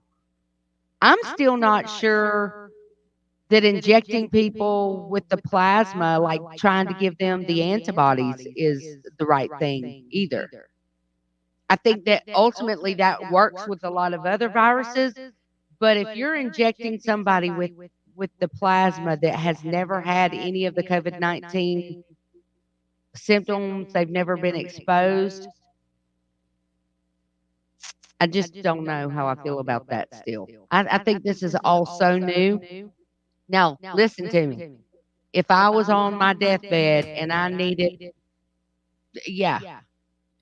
at that point. You know, just like if I was dying, I'd say don't waste it on me. Give it to somebody healthy who needs it. No, because there's people that recover from it every day, Dave. Yeah, so that's but not. If you're dying, if you're dying. No, there's people that I've seen that have it and were dying. They felt like they were 24 or 48 hours from a certain death, and they got the hydrochloroquine or whatever, hydrochloride. What is that? Hydrochloroquine, whatever it is. And they'll tell you to this day that without that they would have died. So, yeah, there's people talking about the side effects of being given that, but if I'm like that kind of sick, yeah, I'm going to take that. You want to be tested for the antibodies. I'm not taking the vaccine either, Crystal. And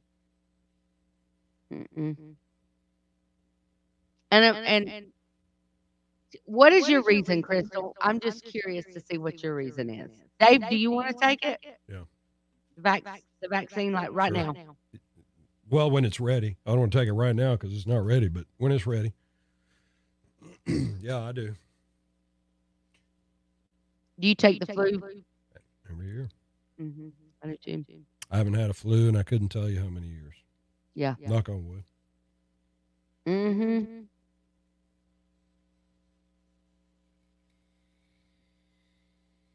Put that thing down, Dave.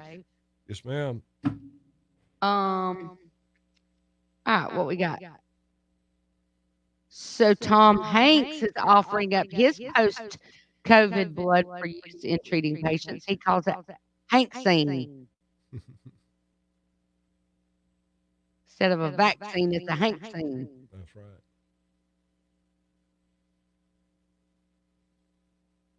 Michael Moore is working on a documentary of the coronavirus. Isn't Michael Moore a little off kilter? He's a famous documentarian.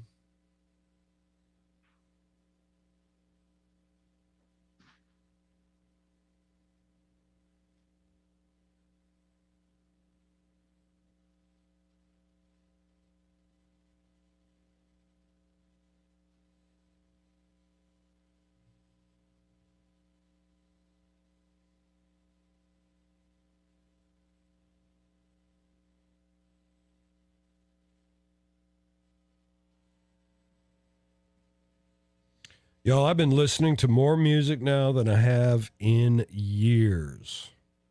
I'm talking about at home. I'm getting so sick of television and especially the news that I've really, really started taking a deep dive into my albums and CDs and stuff, rediscovering music and totally enjoying myself.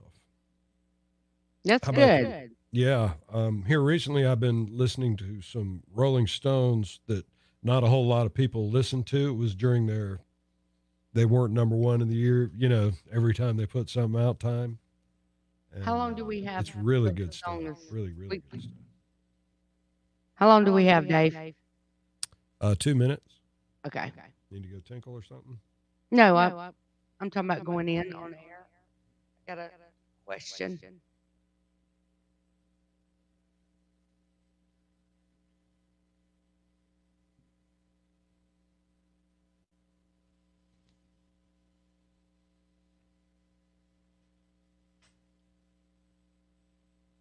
Morning, Mr. Dickens. How are you?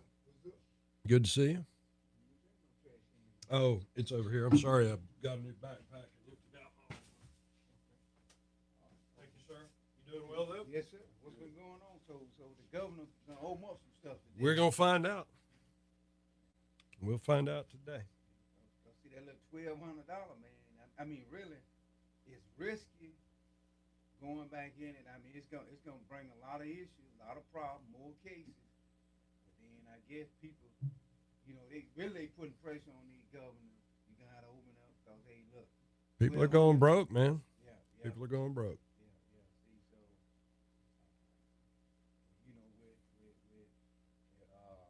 with this payroll. I agree, Crystal. Mm-hmm. For sure. It'll last so long, man. Definitely needs some time. Government just can't keep printing money. We need to. It's a matter of life and death, and you got to have it, and that's one thing. But but it ain't money to them. It ain't, in a sense, it ain't money to the government. Not really. I mean, 'Cause it it's kind of service. is, but yeah, it kind of isn't. It is crazy. It's crazy. I'm with you, Crystal. I was saying about 18 months down the road, maybe 2 years down the road when they've got it all tested out and everything. I ain't going to be first in line. We'll let some other fool die from it before I do.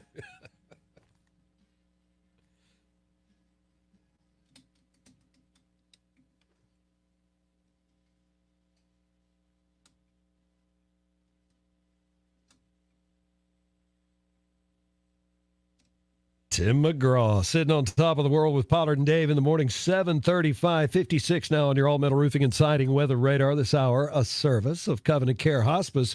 We're having just some lively and sprightly conversations on our stream, so I welcome you to join us on Facebook at B1053 or go to youtube.com and search for Wiregrass Radio and just click on the link. Once you're there, subscribe and click on the reminder so you know every time we're on. Don't forget, too, we're getting folks qualified for Mom's Day Out from Glass Doctor, Dothan Blowpipe, and Massage Envy. What it is, it's an entire day at the spa for Mom and her best friend.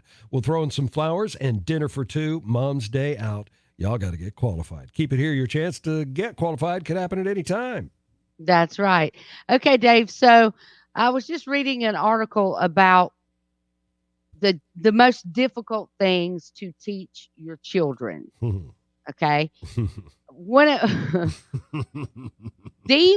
According to a recent survey, the most difficult thing to teach your child was tying the shoes. Really? I can remember it was tough, but we muscled through it, and I think we kind of forget how hard it was too. I think because it's been teaching so them many how to years poo-poo ago. on the potty was tough. That was tough. What do you think is the second hardest thing? Pooping on the potty. No. Really? No. Brushing their teeth. No. No. Wiping their bottom. I don't even know if I remember teaching mine this actual thing, but teaching them how to whistle comes in at second.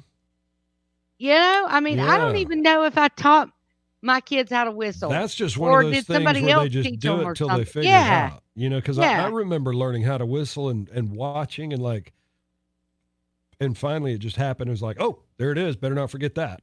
You know? Right. So I got to thinking about what are some of the other difficult things that spelling and writing was difficult. Yeah. At the time. But yeah, God, for sure. I've saved every one of those pictures, y'all. How about this? Where the heck is Common Core math? That's got to be at the way. I think it's gone now. I I think most people are getting rid of it. Yes, I think especially most people with are. homeschools going on right now. I promise you. Listen, my kid. Thank the Lord Jesus that my children had already graduated and gotten through, or were already in their high school years when that mess came along. Because my nephew one night sat down with me on one of his math problems, and it was something simple, y'all. I'm talking about 3 + 2 + 3 or something. I don't even remember. And he got to rolling with, okay, well, you got to take this 3 from down here and you got to subtract this 3 from down here. And then you go around and you bring this over here. What? And this went on for 5 minutes. And you already solved it in your head. Yeah.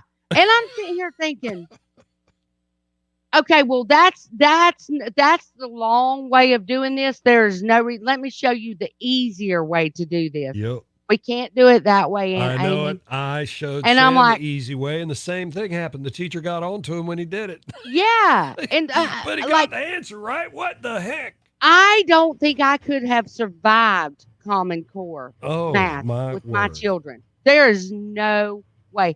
And why did that even happen? Was that Obama stuff? No, actually, that was. How did it even come? Bush number 2 did that.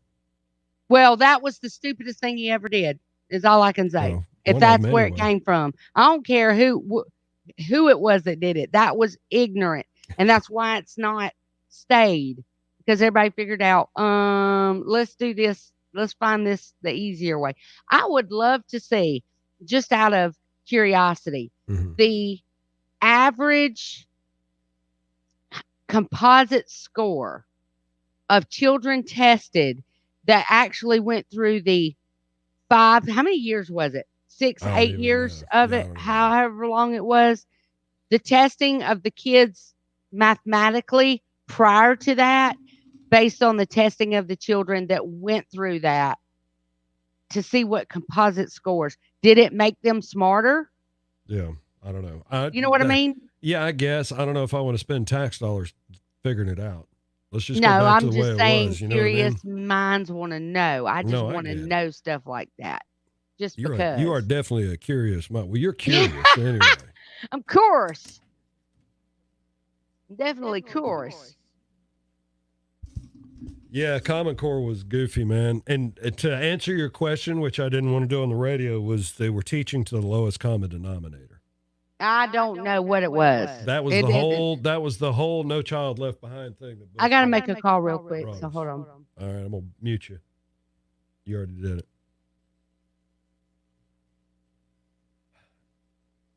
I have learned a lot from my son, and I try to teach him the best that I can. I did well in the language arts, reading and writing and such.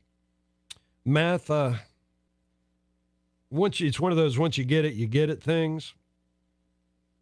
So, yeah.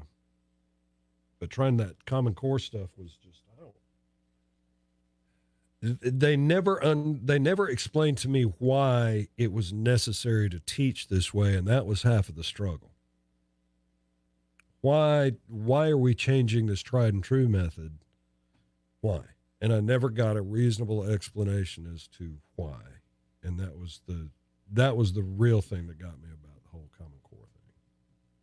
And maybe one of y'all can explain it to me. I'd be happy to entertain your explanations.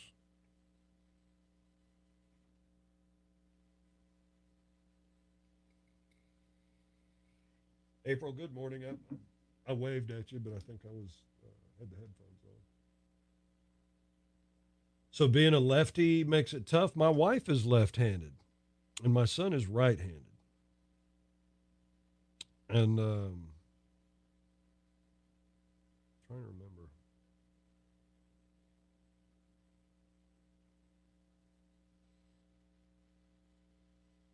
Okay, Jen, I still don't even know what the concept is. Like I said, I never got a reasonable explanation, and it's not as though I didn't try to get one. Hey, you back? Turn your microphone on. You back? Bye.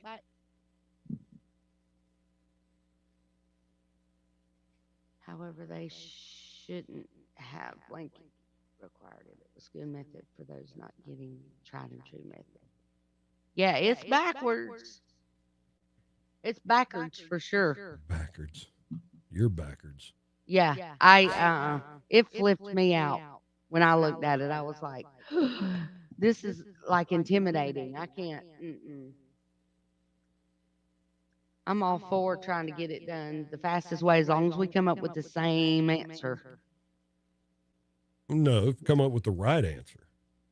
Yeah, that's what I meant.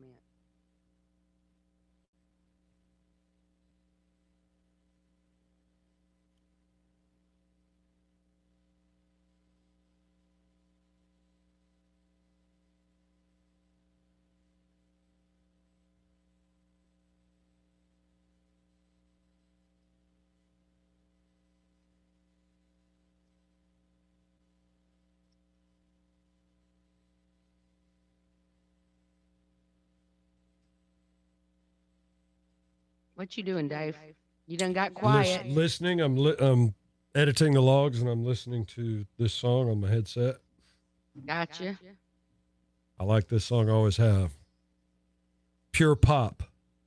You know me. I like my country pure poppy, unless it's pure country. Now I was telling Amy not too long ago, I got a double CD set of George Jones, the Mercury years. So it was all his stuff from the 50s when he was on the Mercury record label.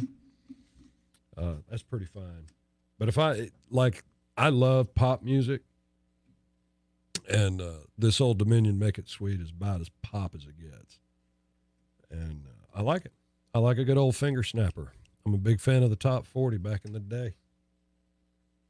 Back when the top 40 had music that was from every genre. Mm-hmm. Listen to Casey Kasem, hear some country song that had crossed over or something.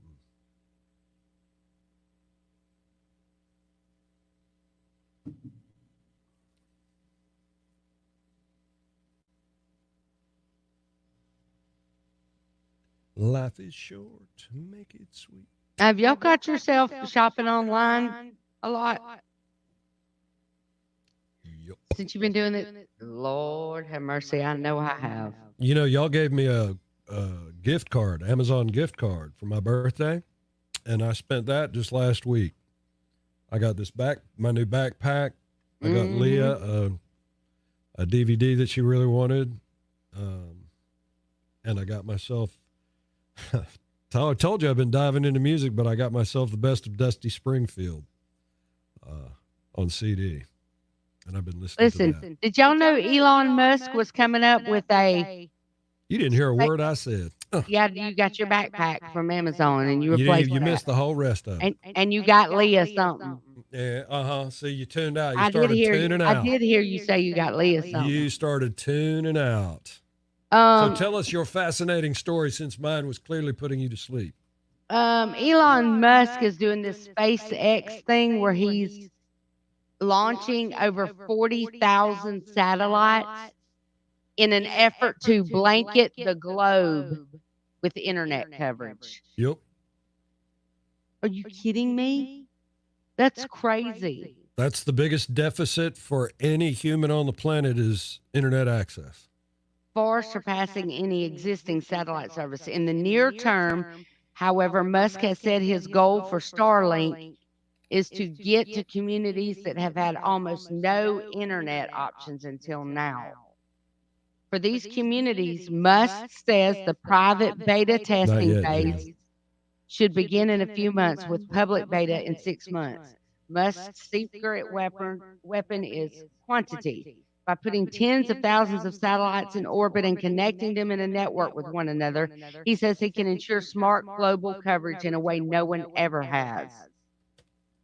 Each solar-powered Starlink satellite will have sensors and thrusters so it can detect its location and stay in line. Musk also says these satellites will safely deorbit at the end of life without leaving behind unnecessary space garbage. Indeed, as both rural and urban children without internet access struggle with COVID-19 induced homeschooling, Starlink seems more necessary than ever. I didn't know he was doing that. Yeah, that was pretty much the whole idea behind SpaceX. I thought SpaceX was for space exploration. Well, that too, but you got to be able to communicate the greatest minds in the world. Jen, I haven't bought them yet. I was waiting on somebody to say something. Something, don't buy them. Now that you have said something, Jen, I might have to go home and pull the trigger. Hey, they've got some like mauve colored ones too. Mauve. How do you say that? Mauve. Let me see if I can find those. You can tell me what you think about the mauve colored ones. I can tell you no. Those mustard ones are a negative. I'm telling you, the more you say that, the more I want to get them. Just don't wear them when you're hanging out with me. Oh, kiss my booty hole. Where are the mauve colored ones? There they are.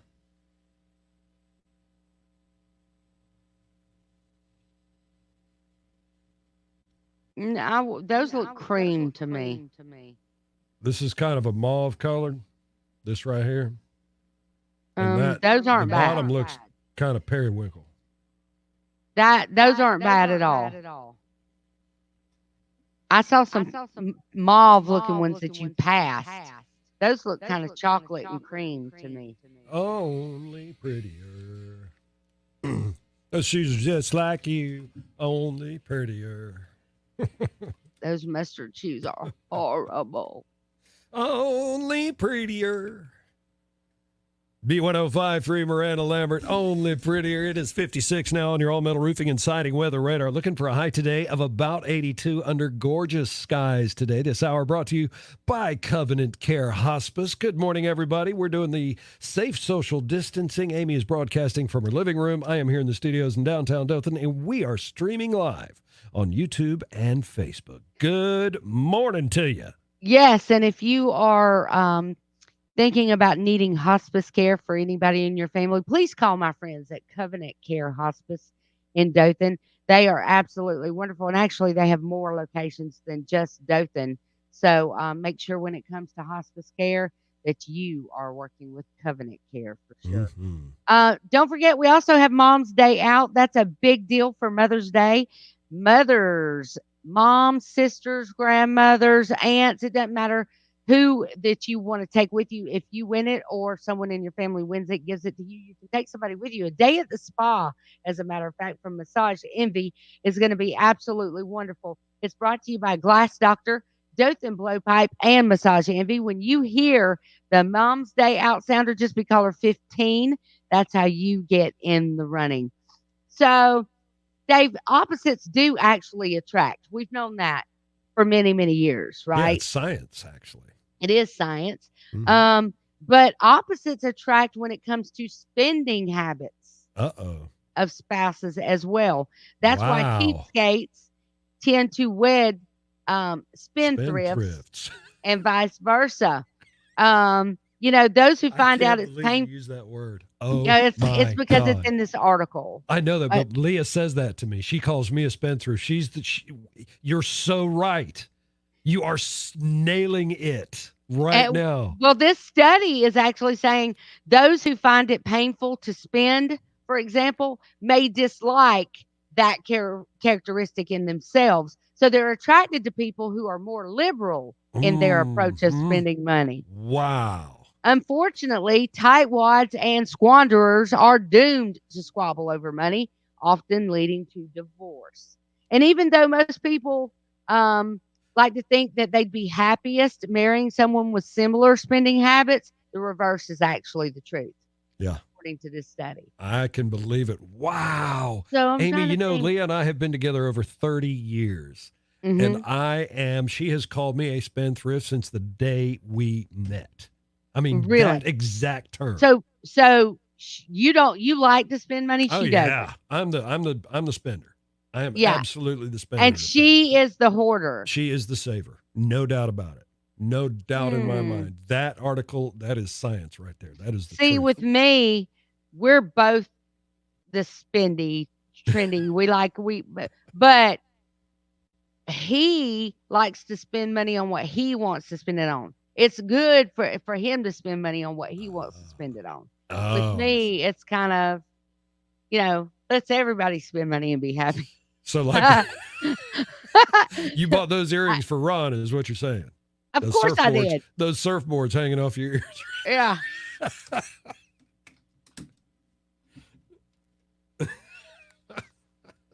Causing radio interference all around the Wiregrass. Yeah. No, Amy, I think me and me Ron away. are actually probably we're the variables in that study that make it not work. Yeah. Because we actually both like to spend money, and we tend to agree on what we should spend money on and not spend money on. So, well, when you're a spendthrift, if Leah says, "Hey, we need to," I'm like, "Okay," and I'm already starting to research it and look it up and finding one. And all she was doing was talking.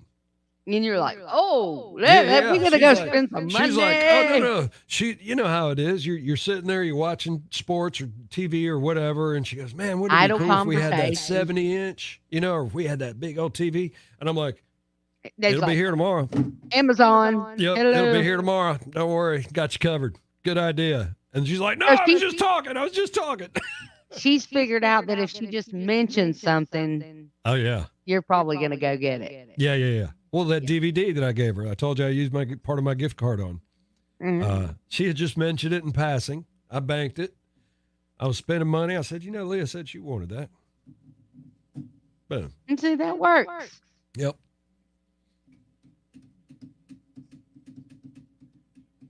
it's just so crazy that you use the exact terminology that Spendthrift. she and I use. She says spendthrift, and I said whatever you said, the hoarder.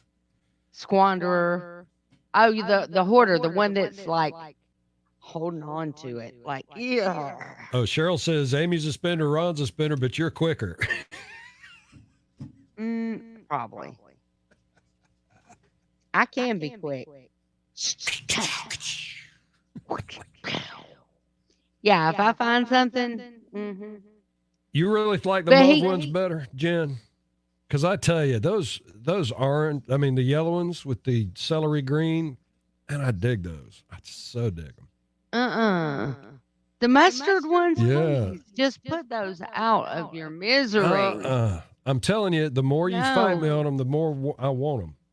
Okay. Well, how about this? I love them, Dave. I love those shoes. I want to borrow those sometime. Add to bag.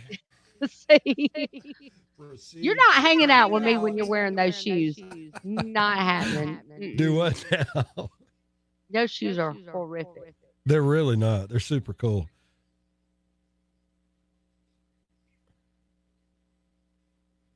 Yours is a spender, and you are not. Yeah, I'm it's definitely the spender. Lord, hey, you just wish you were my son at Christmas. I'm a spender and a saver, though. Oh, I'm a big saver. Amy taught me the value of rat hole money years ago, so I've had me a rat hole account. Save.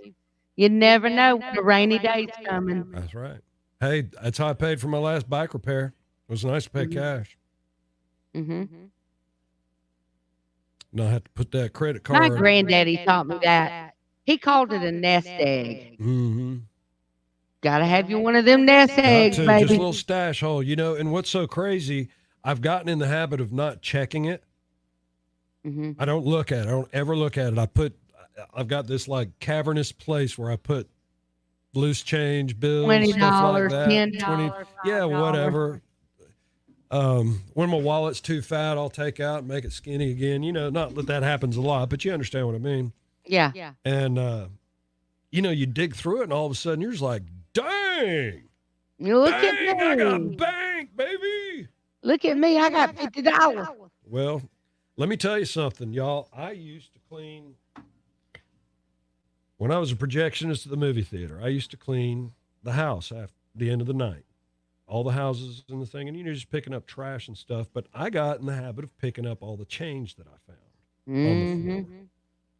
And Amy Pollard, let me tell you what, I bought me a new pair of Nikes once a month from the I bet you change did. that I found on the floor. See. Change, y'all. That was at a movie Appreciate it. theater? Yep. You know what? I don't know who owns the drive-in movie theater here in Wicksburg, but it closed. I didn't bet know right that. now, yeah, it closed. I bet right now they're wishing they were open. Because think about how they're saying that the popularity of drive-in movie theaters all across the country has just gone skyrocketed. Yeah. Because people can't go to the regular movies right now. So think about Do it. you know the folks that own it? I don't That'd be know a- 'em. That could be a Pollard investment property right there. No. Yeah. I think it never really did its full potential. I think one of the I best think things. marketing was a big problem. I don't They know didn't about. market. Can I give you an opinion? Because I have thought about this before. I don't think first run movies are a good idea in drive-ins. Drive-ins are like you pay one price, you can see 3 old comedies from the 80s, or pay one See, not price. me. And I we're doing disagree. Godzilla, you know what I'm saying? I'm not That's what drive-ins make me think of. I'm not a big movie theater person anyway. If I went out of 10 times going to see a movie, 8 of them I went to the drive-in. Because I loved being able to wear my fluffy slippers and my pajamas and grab my pillow and blanket and pile up in the car and just be comfy and chill. I loved it. Yeah. I think that marketing was their biggest thing. They needed to advertise. They needed to do promotions. They needed to do because it's the only It is drive-in. definitely a promotion-friendly business. Yeah, Yeah. and I think if somebody could do something like that and market it and promote it, do all that, do fun, different family The movie nights. business is interesting. You know, the reason I say not running the first run is that they cost more. I mean, a whole lot more. And your Right. only real profit is in concession. It doesn't matter whether it's a first run or you're getting something the second time around. All your money comes from concessions. So if you can get, the cheaper the movie you can get, the more profit you're making. And that's why I was saying I don't think first run is a good idea for drive. Yeah, but I'm not big on seeing old movies either. If there's a brand new movie out at the theater, I want to see it. And I'm talking about, you know, you can get them. All right, so the movie theater business works like this, at least when I was in there. You had to commit to run the show for X number of days at this percentage of return on ticket, right? At the next week segment, whether it's 2 weeks, 3 weeks, or 4 weeks, they lowered the percentage of their take. And then it got to be just like, okay, if you're making money off this movie, it's $1,500 a month or whatever. Right. So you can get quote unquote first run movies that are like in their 8th week at a much lower percentage per ticket than a first run brand new out of the box. Well, I think you have some of those older movies, the Urban Cowboy, the Forrest Gump, the Exactly. whatever. That's what I'm talking. But you got to keep the new releases in there too. But see, okay, for example, like if Star Wars was putting out a new movie, right?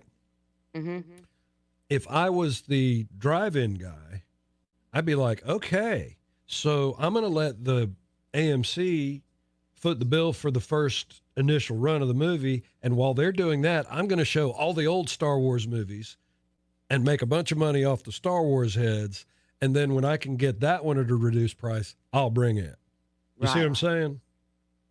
That's my idea Daniel. behind the drive-in. Good morning, June. Hey, June, good to see you. Hey, Daniel. Yeah, I just think it was a bad time to go out of business at the drive-in. Sounds to me like a business opportunity. Never know.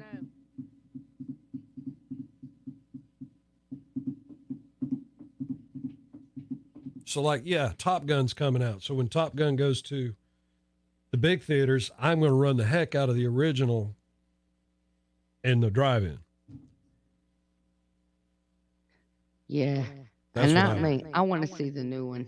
Well, you dang right I want to see the new one. Have you seen the previews for the new one? I mean, Tom Cruise is flying a dang jet. He is flying a dang jet, man. In real life. In real life. He is in a jet doing Mach But is he a pilot in real life? Yeah. I don't know if he's of some sort. A military trained pilot, but he's a pilot, yeah. Him and John Travolta are big pilots. According to the rags I read.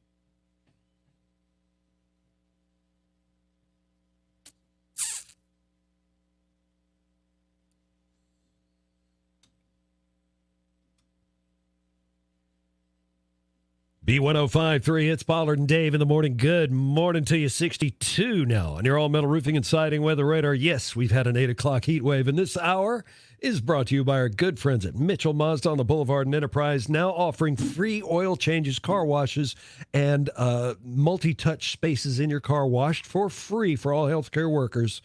Check them out. It's Mitchell Mazda on the Boulevard and Enterprise. Good morning, Amy Pollard.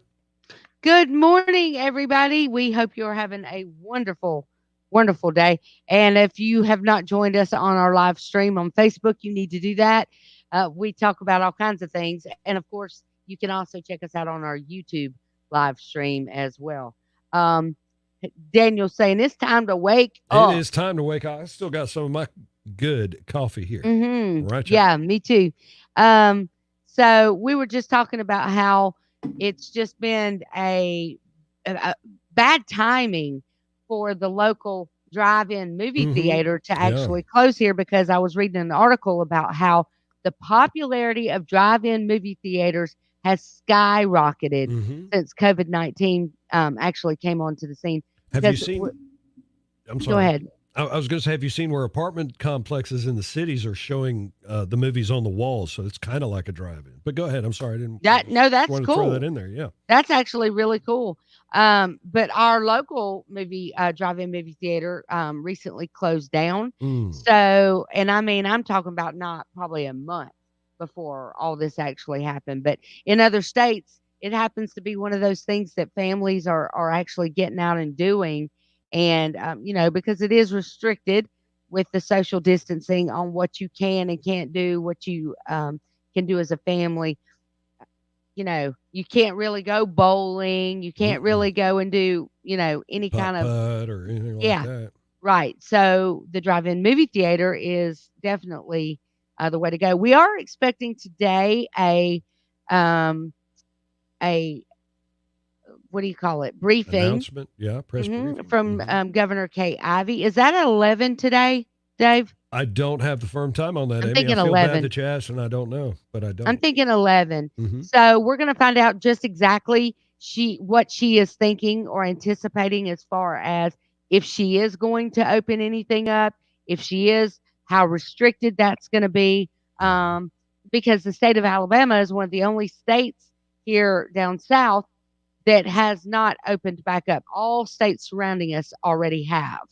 And so, there may be a little bit of pressure on her to actually, but then again, we were one of the last states to actually shut down. Sure. Because our numbers just weren't the same numbers that some of these other states were showing. But then again, we didn't have the testing available to say that we didn't have those numbers. That's right. We just weren't able to test those numbers. So she could come out today and say, hey, look, we need 2 more weeks of testing to see where we actually are. She may come out and say, okay, we're going to open up this, and this, keeping everything else closed. In 2 weeks from now, we'll look at opening a few more things back up. I'm not sure. We're going to find out today. That's for sure. That's kind of what I anticipate. Is her opening some things up very little, kind of doing soft openings on a lot of these places and kind of easing back into the water and not just cannonball right in the middle. That's fully what I expect. That's my illustration. I like it. I like cannonball. Hey, it's 7 minutes after 8 o'clock with Travis Tritt. Cannonball. Cannonball, baby. Here's the thing, and this is the honest truth from my heart of hearts. Nothing much has changed already. Right. Restaurants and bars are about the most that have changed. And like I was saying earlier, maybe the factories, manufacturing facilities. Well, you say not much has changed, but then your family wasn't one of those families that went out and ate a lot. That's what I'm saying. Restaurants and bars, those were I'm talking about more locally, I guess, than anything. But restaurants and bars were the hardest hit around here. Right. I don't know. Let's see. Look, I'm going to play ball any way it goes because the boss is the boss right now. Right. So we're going to play by the rules and do its best. And then while playing by those rules, I've got my own set of rules. So if I don't feel comfortable going to Walmart, I'm not going. Okay? That's got nothing to do with the governor opening back up for business. That's me. So if I didn't want to go to Walmart and there wasn't a pandemic, you wouldn't be, crowding me out for that, would you? I don't know about y'all, but I've kind of enjoyed the whole curbside shopping thing. I don't know if I'm ever going to change that. Hello. Because I can go in and get what I need or what I want, or not go in and get it, but I can just online. And I find I'm spending less money by doing that, because I'll be sitting there going, okay, what else do I need? What am I thinking? And it's harder when I'm sitting here just trying to go through my mind of what I need, as opposed to walking down the aisles at Walmart and going, oh, I want this and this and this and this. So I think there are some benefits to it.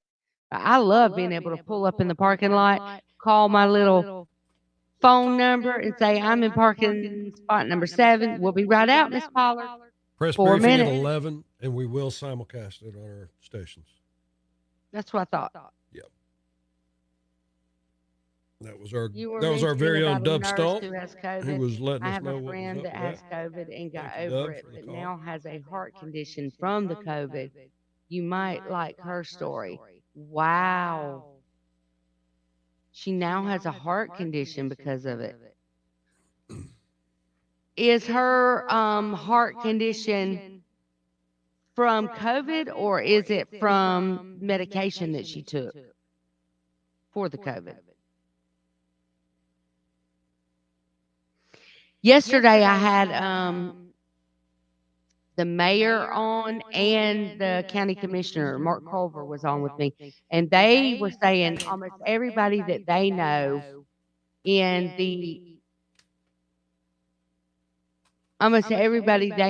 the medical field is almost saying, no, don't open it back up right now, because they see the reality of what's going on, as opposed to the people that are just out in the retail portion of business and saying, oh, this is killing me, we got to open back up, which I know it is. Small business is hurting right now, but you still can't just open everything wide. You just can't do it. But they're saying this is going to be in waves from here on out. So we better learn how to deal with it, find out what our new normal is, maintain our social distancing. Our hygiene habits have got to change and be better and more obsessive, and kind of learn how to, because it's not going away. And if we sit here for 6 months and wait, it's going to be back in the fall, just like flu. Daniel's picking the bear. He's poking the bear, Daniel. It weakened a wall in her heart. She actually had a few symptoms and had a heart attack. Wow.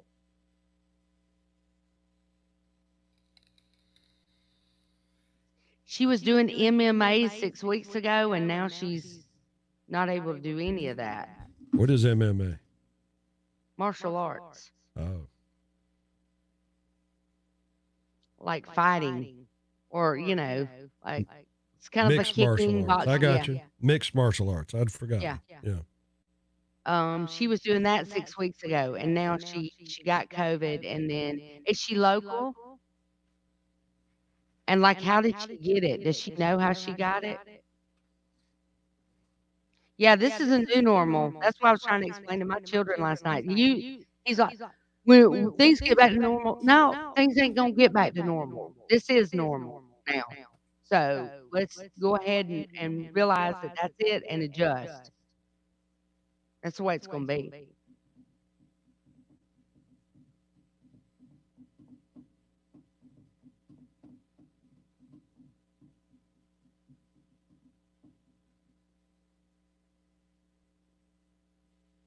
Southeast, yeah.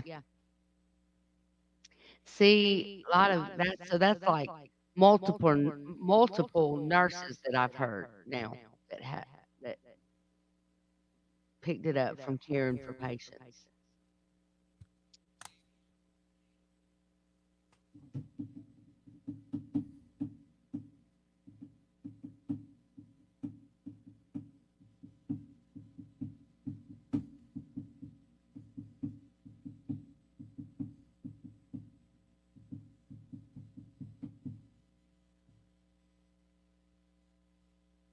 I like this song too. 11. 11 o'clock, Brianna. It'll be on our radio stations.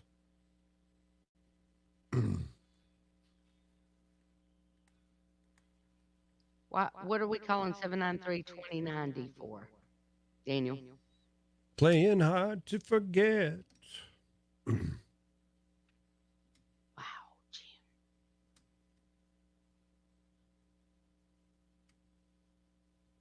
B1053, Pollard and Dave and Sam Hunt playing Hard to Forget. Good morning to you. 14 minutes after 8 o'clock, 62 on your all-metal roofing and siding weather radar. Looking for a high today, Amy, of about 82. It's going to be a great day to get outside and practice that good social distancing while getting that good vitamin from the sun. How about that? And, of course, you could always come do my grass. Mow my grass. You need to get out in the yard. You need to get some vitamin D. You can come mow my grass or do something like that. I need to get completely paid. Would allow you to do that. You gonna let me is what you're saying. Yeah, I'm gonna let you. You're gonna let me. They said that's what I always say when I want something done. I'll say, Dave, I'm gonna let you help me do this. That's really my way of saying, Dave, I'm gonna need you to do this with me. I'm gonna let you take out. Hey, Dave, I'm gonna let you take out the trash today. All right? I'm just trying to say it in a nice way. Y'all know how that is, because you don't want to just like come across as just being angry or like overbearing. So you try to say, I'm gonna get you to help me do this, and I'm gonna help. I'm not gonna just like stand there while you do it. Your help is loosely defined as well. Yeah, no. I don't ever ask you to do anything that I'm not willing to get in the trenches and do with you. You can point to where it say needs that to about go. me. I mean, I can do it by Let you myself. move that from here to there. Because here's my thing. My only limitations are physical. If I was a man that had Hulk muscles, I'd never ask another man to do nothing. Is that so? Yeah, that's a fact. I don't know. I'm Miss Independent, and you know that. I know that, but you also like to tell people what to do. When I can't do it myself. Because listen, I'd much rather do it myself because I wasted breath having to ask somebody to do it. I love you That too, is Amy. my downfall. I will admit it. That is my downfall. Yeah. Dave shut me off. Fencing, plumbing, and electric. 793-2090. Fencing, plumbing, and electric. I gotta. Hey, Austin. Austin, what was he dancing to what we were playing on the radio? That's awesome. Or was he just dancing because Austin's happy? Because I have broken out to dance with no music before. I ain't ashamed to say it.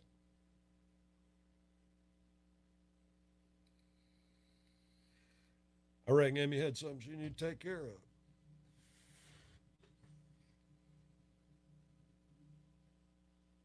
Hey, Ricky.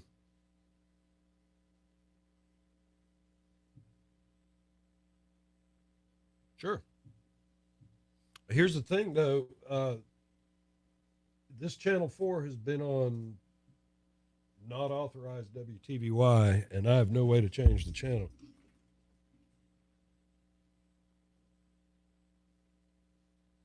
Mm-hmm.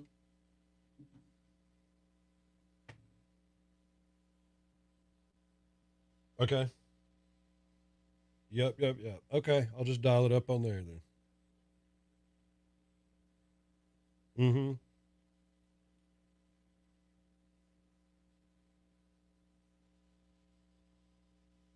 Gotcha.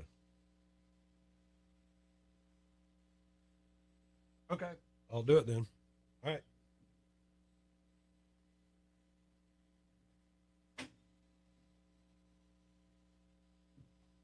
I'll probably just go straight to the source. All right. Hook it up. No problem, man.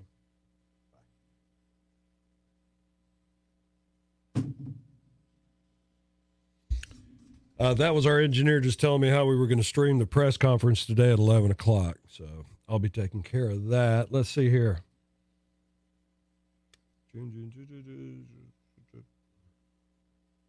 Continuous ongoing venting in Dothan. Okay, Brian, I guess. Really tired of asking people to do things, just do it myself. Yeah, I'm just picking at Amy. She has a tendency to, I don't know, June. She clicked off. I think she probably had to make a phone call. So that's what she's doing. She'll be back. She hasn't left the stream. She just stopped to make a phone call.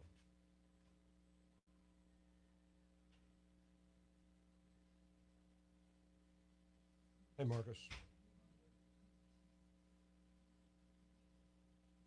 See, there she is. She's back.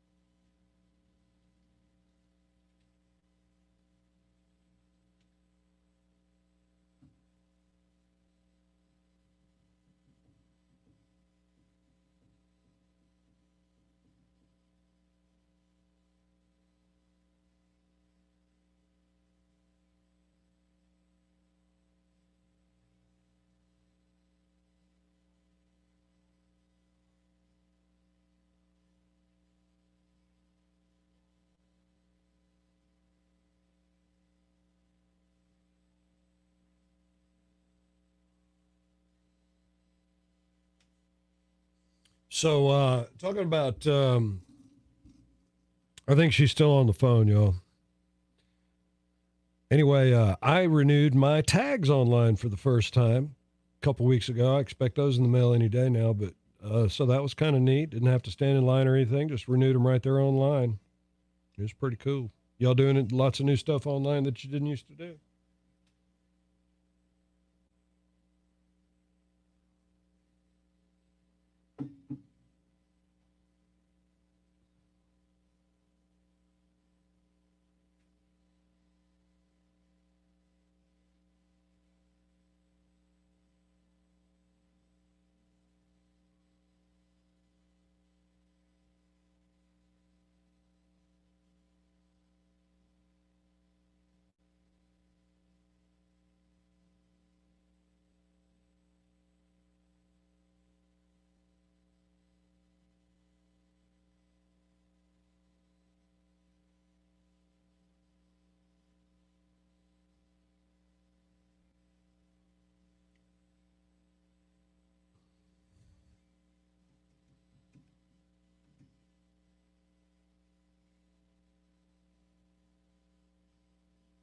She's clearly on a phone call.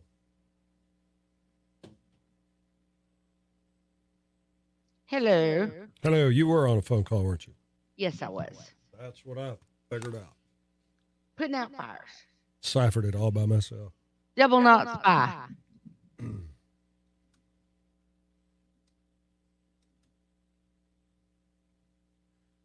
B1053, Pollard and Dave. Good morning to you. That's Jimmy Allen and Make Me Want To. 822-62 on your All Metal Roofing and Siding Weather Radar. Amy, this hour, a service of our good friends at Mitchell Mazda on the Boulevard and Enterprise. Good morning to you. How are things there in the living room today? Good. And at Mitchell Mazda over in Enterprise, if you're a frontline worker, you can call them right now and schedule your free oil change and your car detailing on the outside, and then they'll do the high touch areas on the inside just as a thank you for what you're doing on the front line. So that's Mitchell Mazda. It doesn't have to be a Mazda vehicle. Nope. All you got to do is call them and get that set up over in Enterprise. That news is so good, it would make a 4-year-old named Austin dance. For sure. So Dave, I think that we should go ahead and take a qualifier. If you want to go ahead and throw that sounder I can in. throw that. I can spell though. Yes, throw it in, and let's see if we can't get a qualifier for Mom's Day Out. Speed of break. Call now. 699-1053. Sponsored by Massage Envy.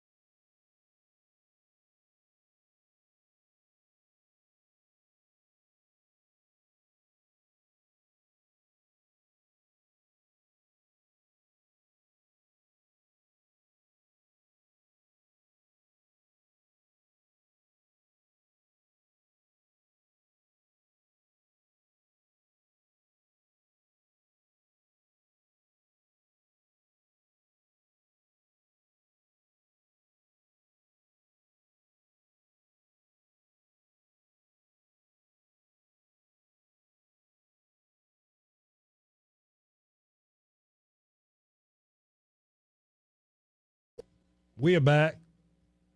Jen, Hello. yep. You were caller 12. That was close. That was super close. Oh, I need to talk to you after the broadcast today. Me? Yes. Got it.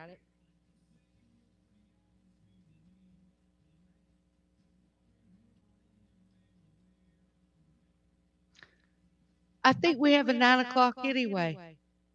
Getting close. About halfway there. No, we have a 9 o'clock staff. Oh, yeah, but I need to talk to you before that. Okay. It's just I'm going to have to take some time off. Leah's having something done. So. Got you.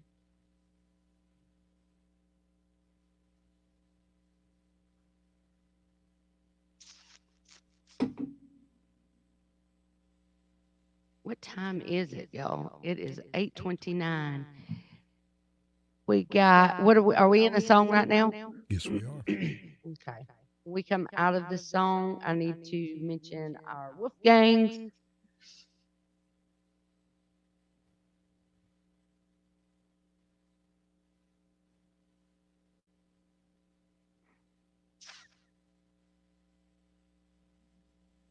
Oh, Scotty, he's a pretty consistent artist.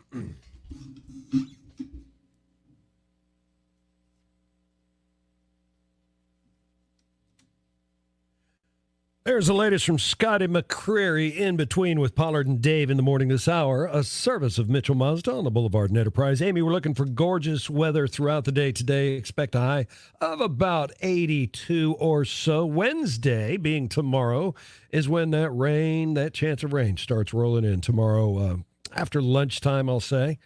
Really increasing through Wednesday night, but Thursday's looking great. A little cooler, though. Another cool front moving in. Thursday's high, 73. Is it just me, or does it seem like at night it's like cold? Like at night, like 8 o'clock, it's cold outside. Relative to the high, yes, I would say that it's. It just seems like cold. It's still kind of cool. So, well, but I'm not going to complain. Tonight's low is going to be 58, so not quite as cool as it felt last night. I don't want to complain about it because here before long it'll be sunny and 142, and we're gonna wish we had a little bit cooler weather for sure. Right. So, how many of you have actually received your stimulus checks? I have. You did? I did. You got your stimulus check. It was just in your deposit. account. Mm-hmm. Interesting. Okay, so we've been doing our taxes online for years, so we had the direct deposit already set up. How many of you have received it and it was not direct deposit yet? I'm just curious if anybody that would be getting a check actually got it. Yeah. Paper check. I got you. Yeah. If anybody listening has gotten a hard check in the mail for their stimulus, because I think they're saying next week those are going out. But then it seems like I've heard some people say that they had gotten them. So I don't know. Interesting. So Dave got his. I haven't gotten mine, so I still believe it when I see it, kind of thing. But I know a lot of people actually have gotten it, so that's a good thing. That's a good thing. Okay, Dave, that's it. That's all you needed? That's it. Okay.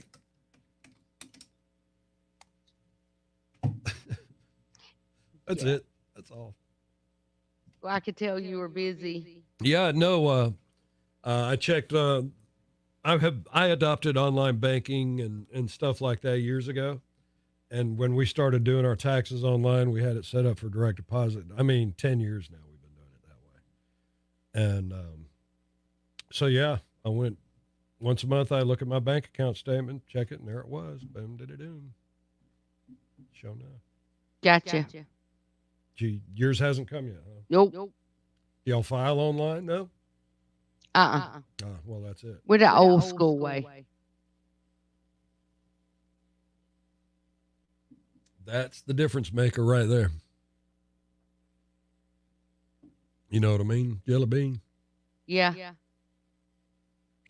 Look, I'm still one of those people when they come in and they change everything to automated this, and I'm still the one that fills out paper. Oh, you know this, Dave. Yeah, we still write checks at the Gilligans. I do too. Yep. I like having that where I can go that back. Paper copy. That's right. As a matter of fact, our checks have the where it leaves a copy too. Carbon copy. Carbon copy. That's right. Yeah, that's why Leah is in charge of all of that, and I am not. Which of the following came first? The French Revolution, Louis the 14th, or Napoleon? Louis the 14th, French Revolution, Napoleon. Mm-hmm. Which of the following came first? I just told you. No, you just said all three of them. I was giving you A, I was B, just and giving C. you them in order. Louis the 14th.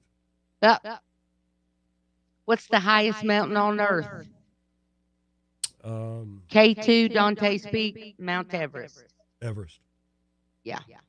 How many branches of the federal government do we have? 3. What are they? Judicial. I wish you had asked. Come on, Dave. Don't Google it either. I'm not. I'm over here thinking now. Dang it. See, this is the kind of stuff I would think that you would. And I know it. If you hadn't asked me, I could have told you. Hang on.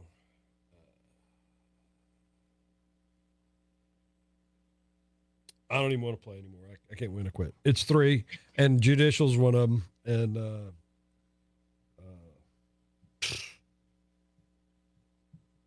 yeah, I'm stuck.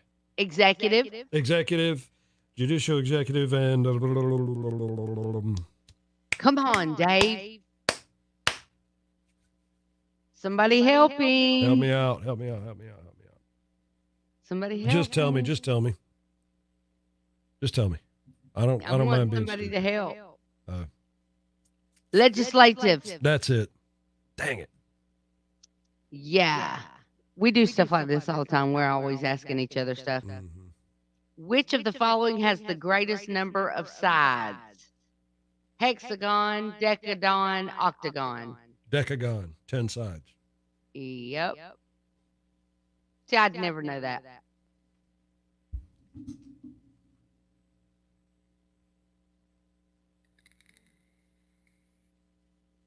Go ahead. I'm liking this game. Legislative Warrior Girl knew what it was. Yeah, that's it. I don't have any more. That's all the trivia you got? Yeah, I stink at trivia. Leah says I should go on a game show. Probably right. You know more useless information than most people I know. That's what Leah says. You've been hanging out with my wife.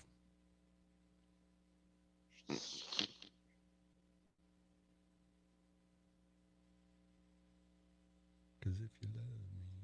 I was raised on country.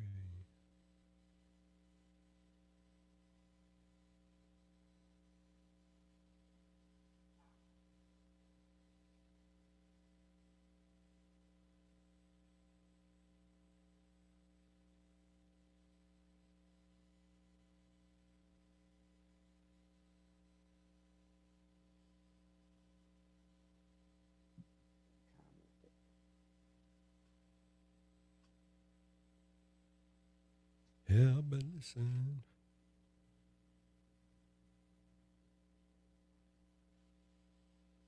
Huh.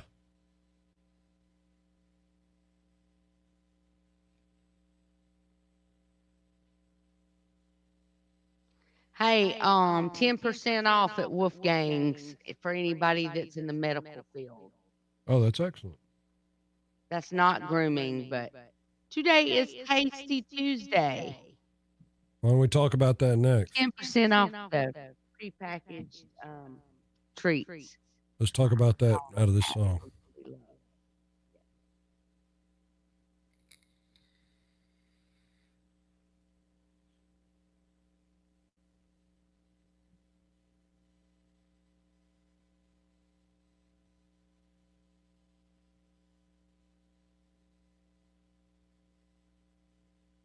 You still taking Pepsid? Yes, why? Inside Edition says Pepsid AC may be an effective coronavirus treatment. Really? You know, Inside Edition, right up there with Fox News and their accuracy. Here we go. I wonder where they're getting their information from. B1053, Chris Young, raised on country just like this young lady right here. I'm talking about me, Amy Pollard. Good morning, girl. 62 now on your all-metal roofing and siding weather radar. Hey, we were just talking about how businesses are really stepping up and helping out those on what we're calling the front line. We're talking about people in the medical field, nurses, doctors, people that work at hospitals. And you were saying something about Wolfgangs? Wolfgang's Bakery and Grooming. Y'all know you hear me talking about them all the time because they are absolutely amazing. The best groomers in the Wiregrass, bar none. And then all of their organic treats that they bake and prepare for all the pets, the oatmeal. They've got the pumpkin, the coconut, the peanut butter, whatever it is. They have of all the ones you've tasted, Amy, which one's your favorite? Probably the coconut ones. Duh. You just walked right into that. You've been tasting dog treats. Anyway. It's organic. It's made from the same stuff that people. I get you. I was just picking it. You can eat them. Look, I ain't got no shame. I'm just gonna tell you right Amy been testing the treats for Bammer and Cooper and all those. Off. 10% off on their prepackaged treats. So if they've got the packages already made up, you just stop by there, grab one or two, and I'm telling you, take them with you. Your dogs will absolutely love you. My daughter's dog had a allergy to food that had like meat in it, chicken, lamb, and all that. Sure. And she went to Wolfgang's, and they hooked her up with some cod and orange and pumpkin. No, actual orange. Oh, oranges. Oh, okay. Oranges. Citrus, gotcha. Cod, fish, and it has pumpkin in it as well. She changed his food overnight, has not had not one reaction, not one sensitivity. It has been absolutely amazing. That's so awesome. Right there at Wolfgang's. Yes, they've been so helpful. And right now, you can get 10% off on those prepackaged treats and toys. Doesn't matter, collars, leashes, whatever you're looking for, they got it. Just past Publix on Highway 84 West. Y'all need to go check them out. Wolfgang's Bakery and Grooming. Amy taste tested and approved. Approved. Warrior Girl is a Jeopardy nerd. I get glued. They've got it on Netflix now. You can binge watch Jeopardy on Netflix, girl. If you're really that big of a nerd. I haven't quite gotten there yet. But Leah hates it. She hates it when I do those trivia games, and she hates it when I do Wheel of Fortune when I get it like 1 or 2 spins in. It's not that I'm smart. It's just that I've read a lot of words, and I've recognized a lot of words, and it's knowing useless. Knowing trivia doesn't mean you're smart. It just means you have a good memory. You think? Yeah. I don't know if it's that or it's. I don't know, because Dave will dive into like some stuff that I look at and I go, yeah, okay. And I just keep going. And Dave's like, oh, did you know that this spider has 18 legs and lays eggs only at 10 p.m. at night? Well, that's what makes it interesting. What? That's what makes the world interesting. Yeah, he pays attention to all that crazy stuff. I was watching a video. I've subscribed to this thing called Eons. It's a sciencey thing on the YouTube. And right now they're discussing the true paleo diet. When I say the true paleo diet, I'm talking about they're discussing what cavemen ate. And pretty much everything they ate killed them. So if you want to get on the true paleo diet, you're going to die. They didn't live very long. True paleo. I don't even know what that is. Well, I'm learning about it. Is it like plants and stuff or something? It's meat and plants and everything, but you got to remember now, the world was rawer back then. Rawer. It wasn't as refined, nor were our diets, nor were we have a lot of processed. Exactly. So, to revert. So that would be unhealthy now? We're absolutely far more unhealthy now than we were earlier. I'm saying if you ate the paleo diet, it would be unhealthy. If you ate the true paleo, the real deal paleo, not the one that they're selling and marketing now, but the real deal paleo diet.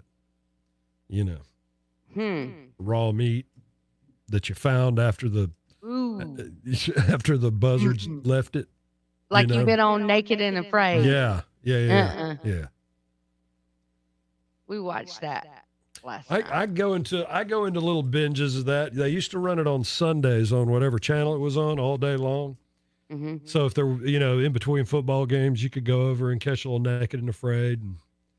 And, I still watch it. But after hearing you talk about reality television, it's lost its magic.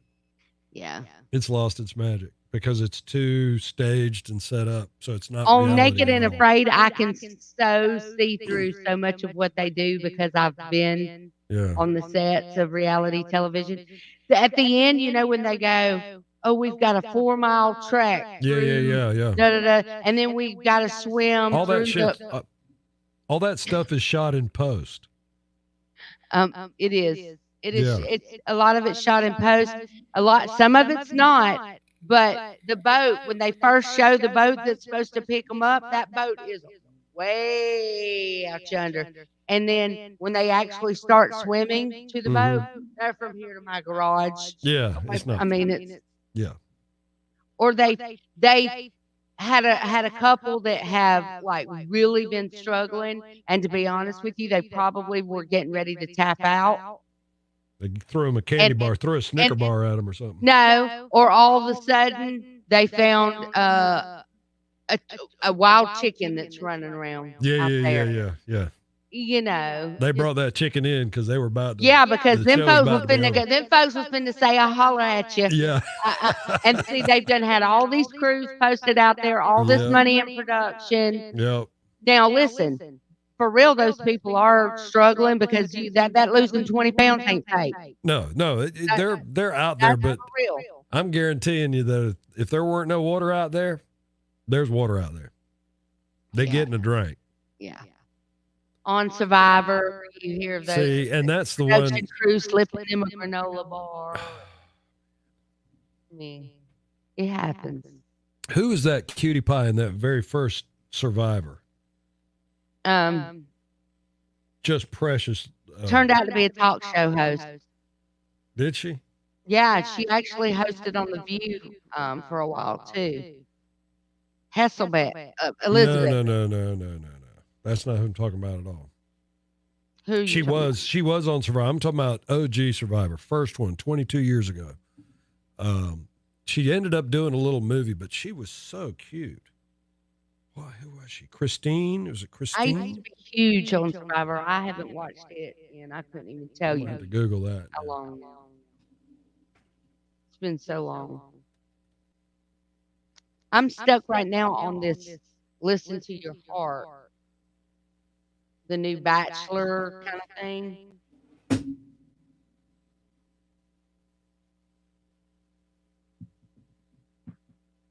I'm kind of stuck on it right now. It's not as good as The Bachelor, but oh well.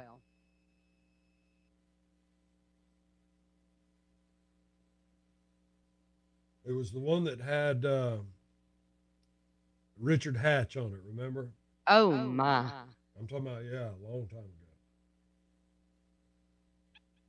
That alone, having to be on an island with him, would have been a struggle for me. Here we go. It's time to say bye, girl. He got on my nerves.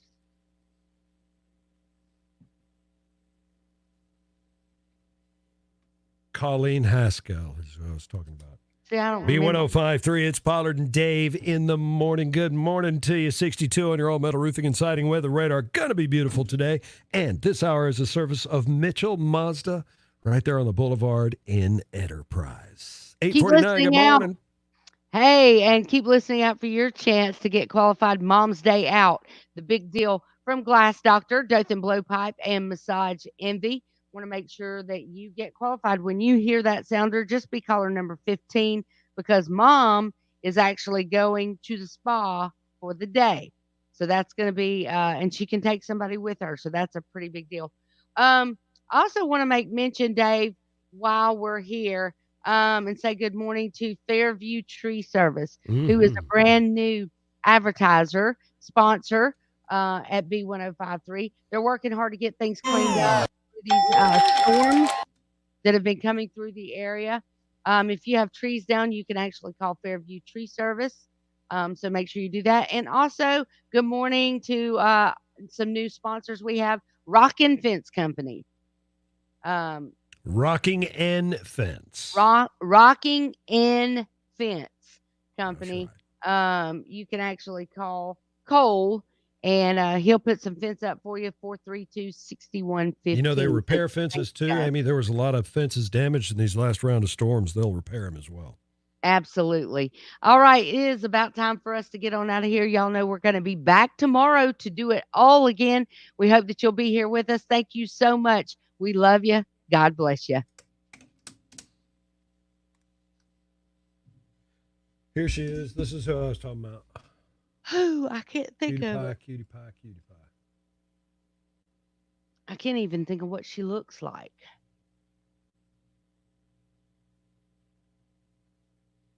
That girl right there.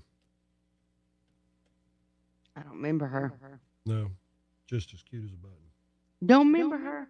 Okay, Dave. All right, guys, don't go anywhere because I got a question or two for you. Y'all have a great day. We'll see you tomorrow. See y'all tomorrow.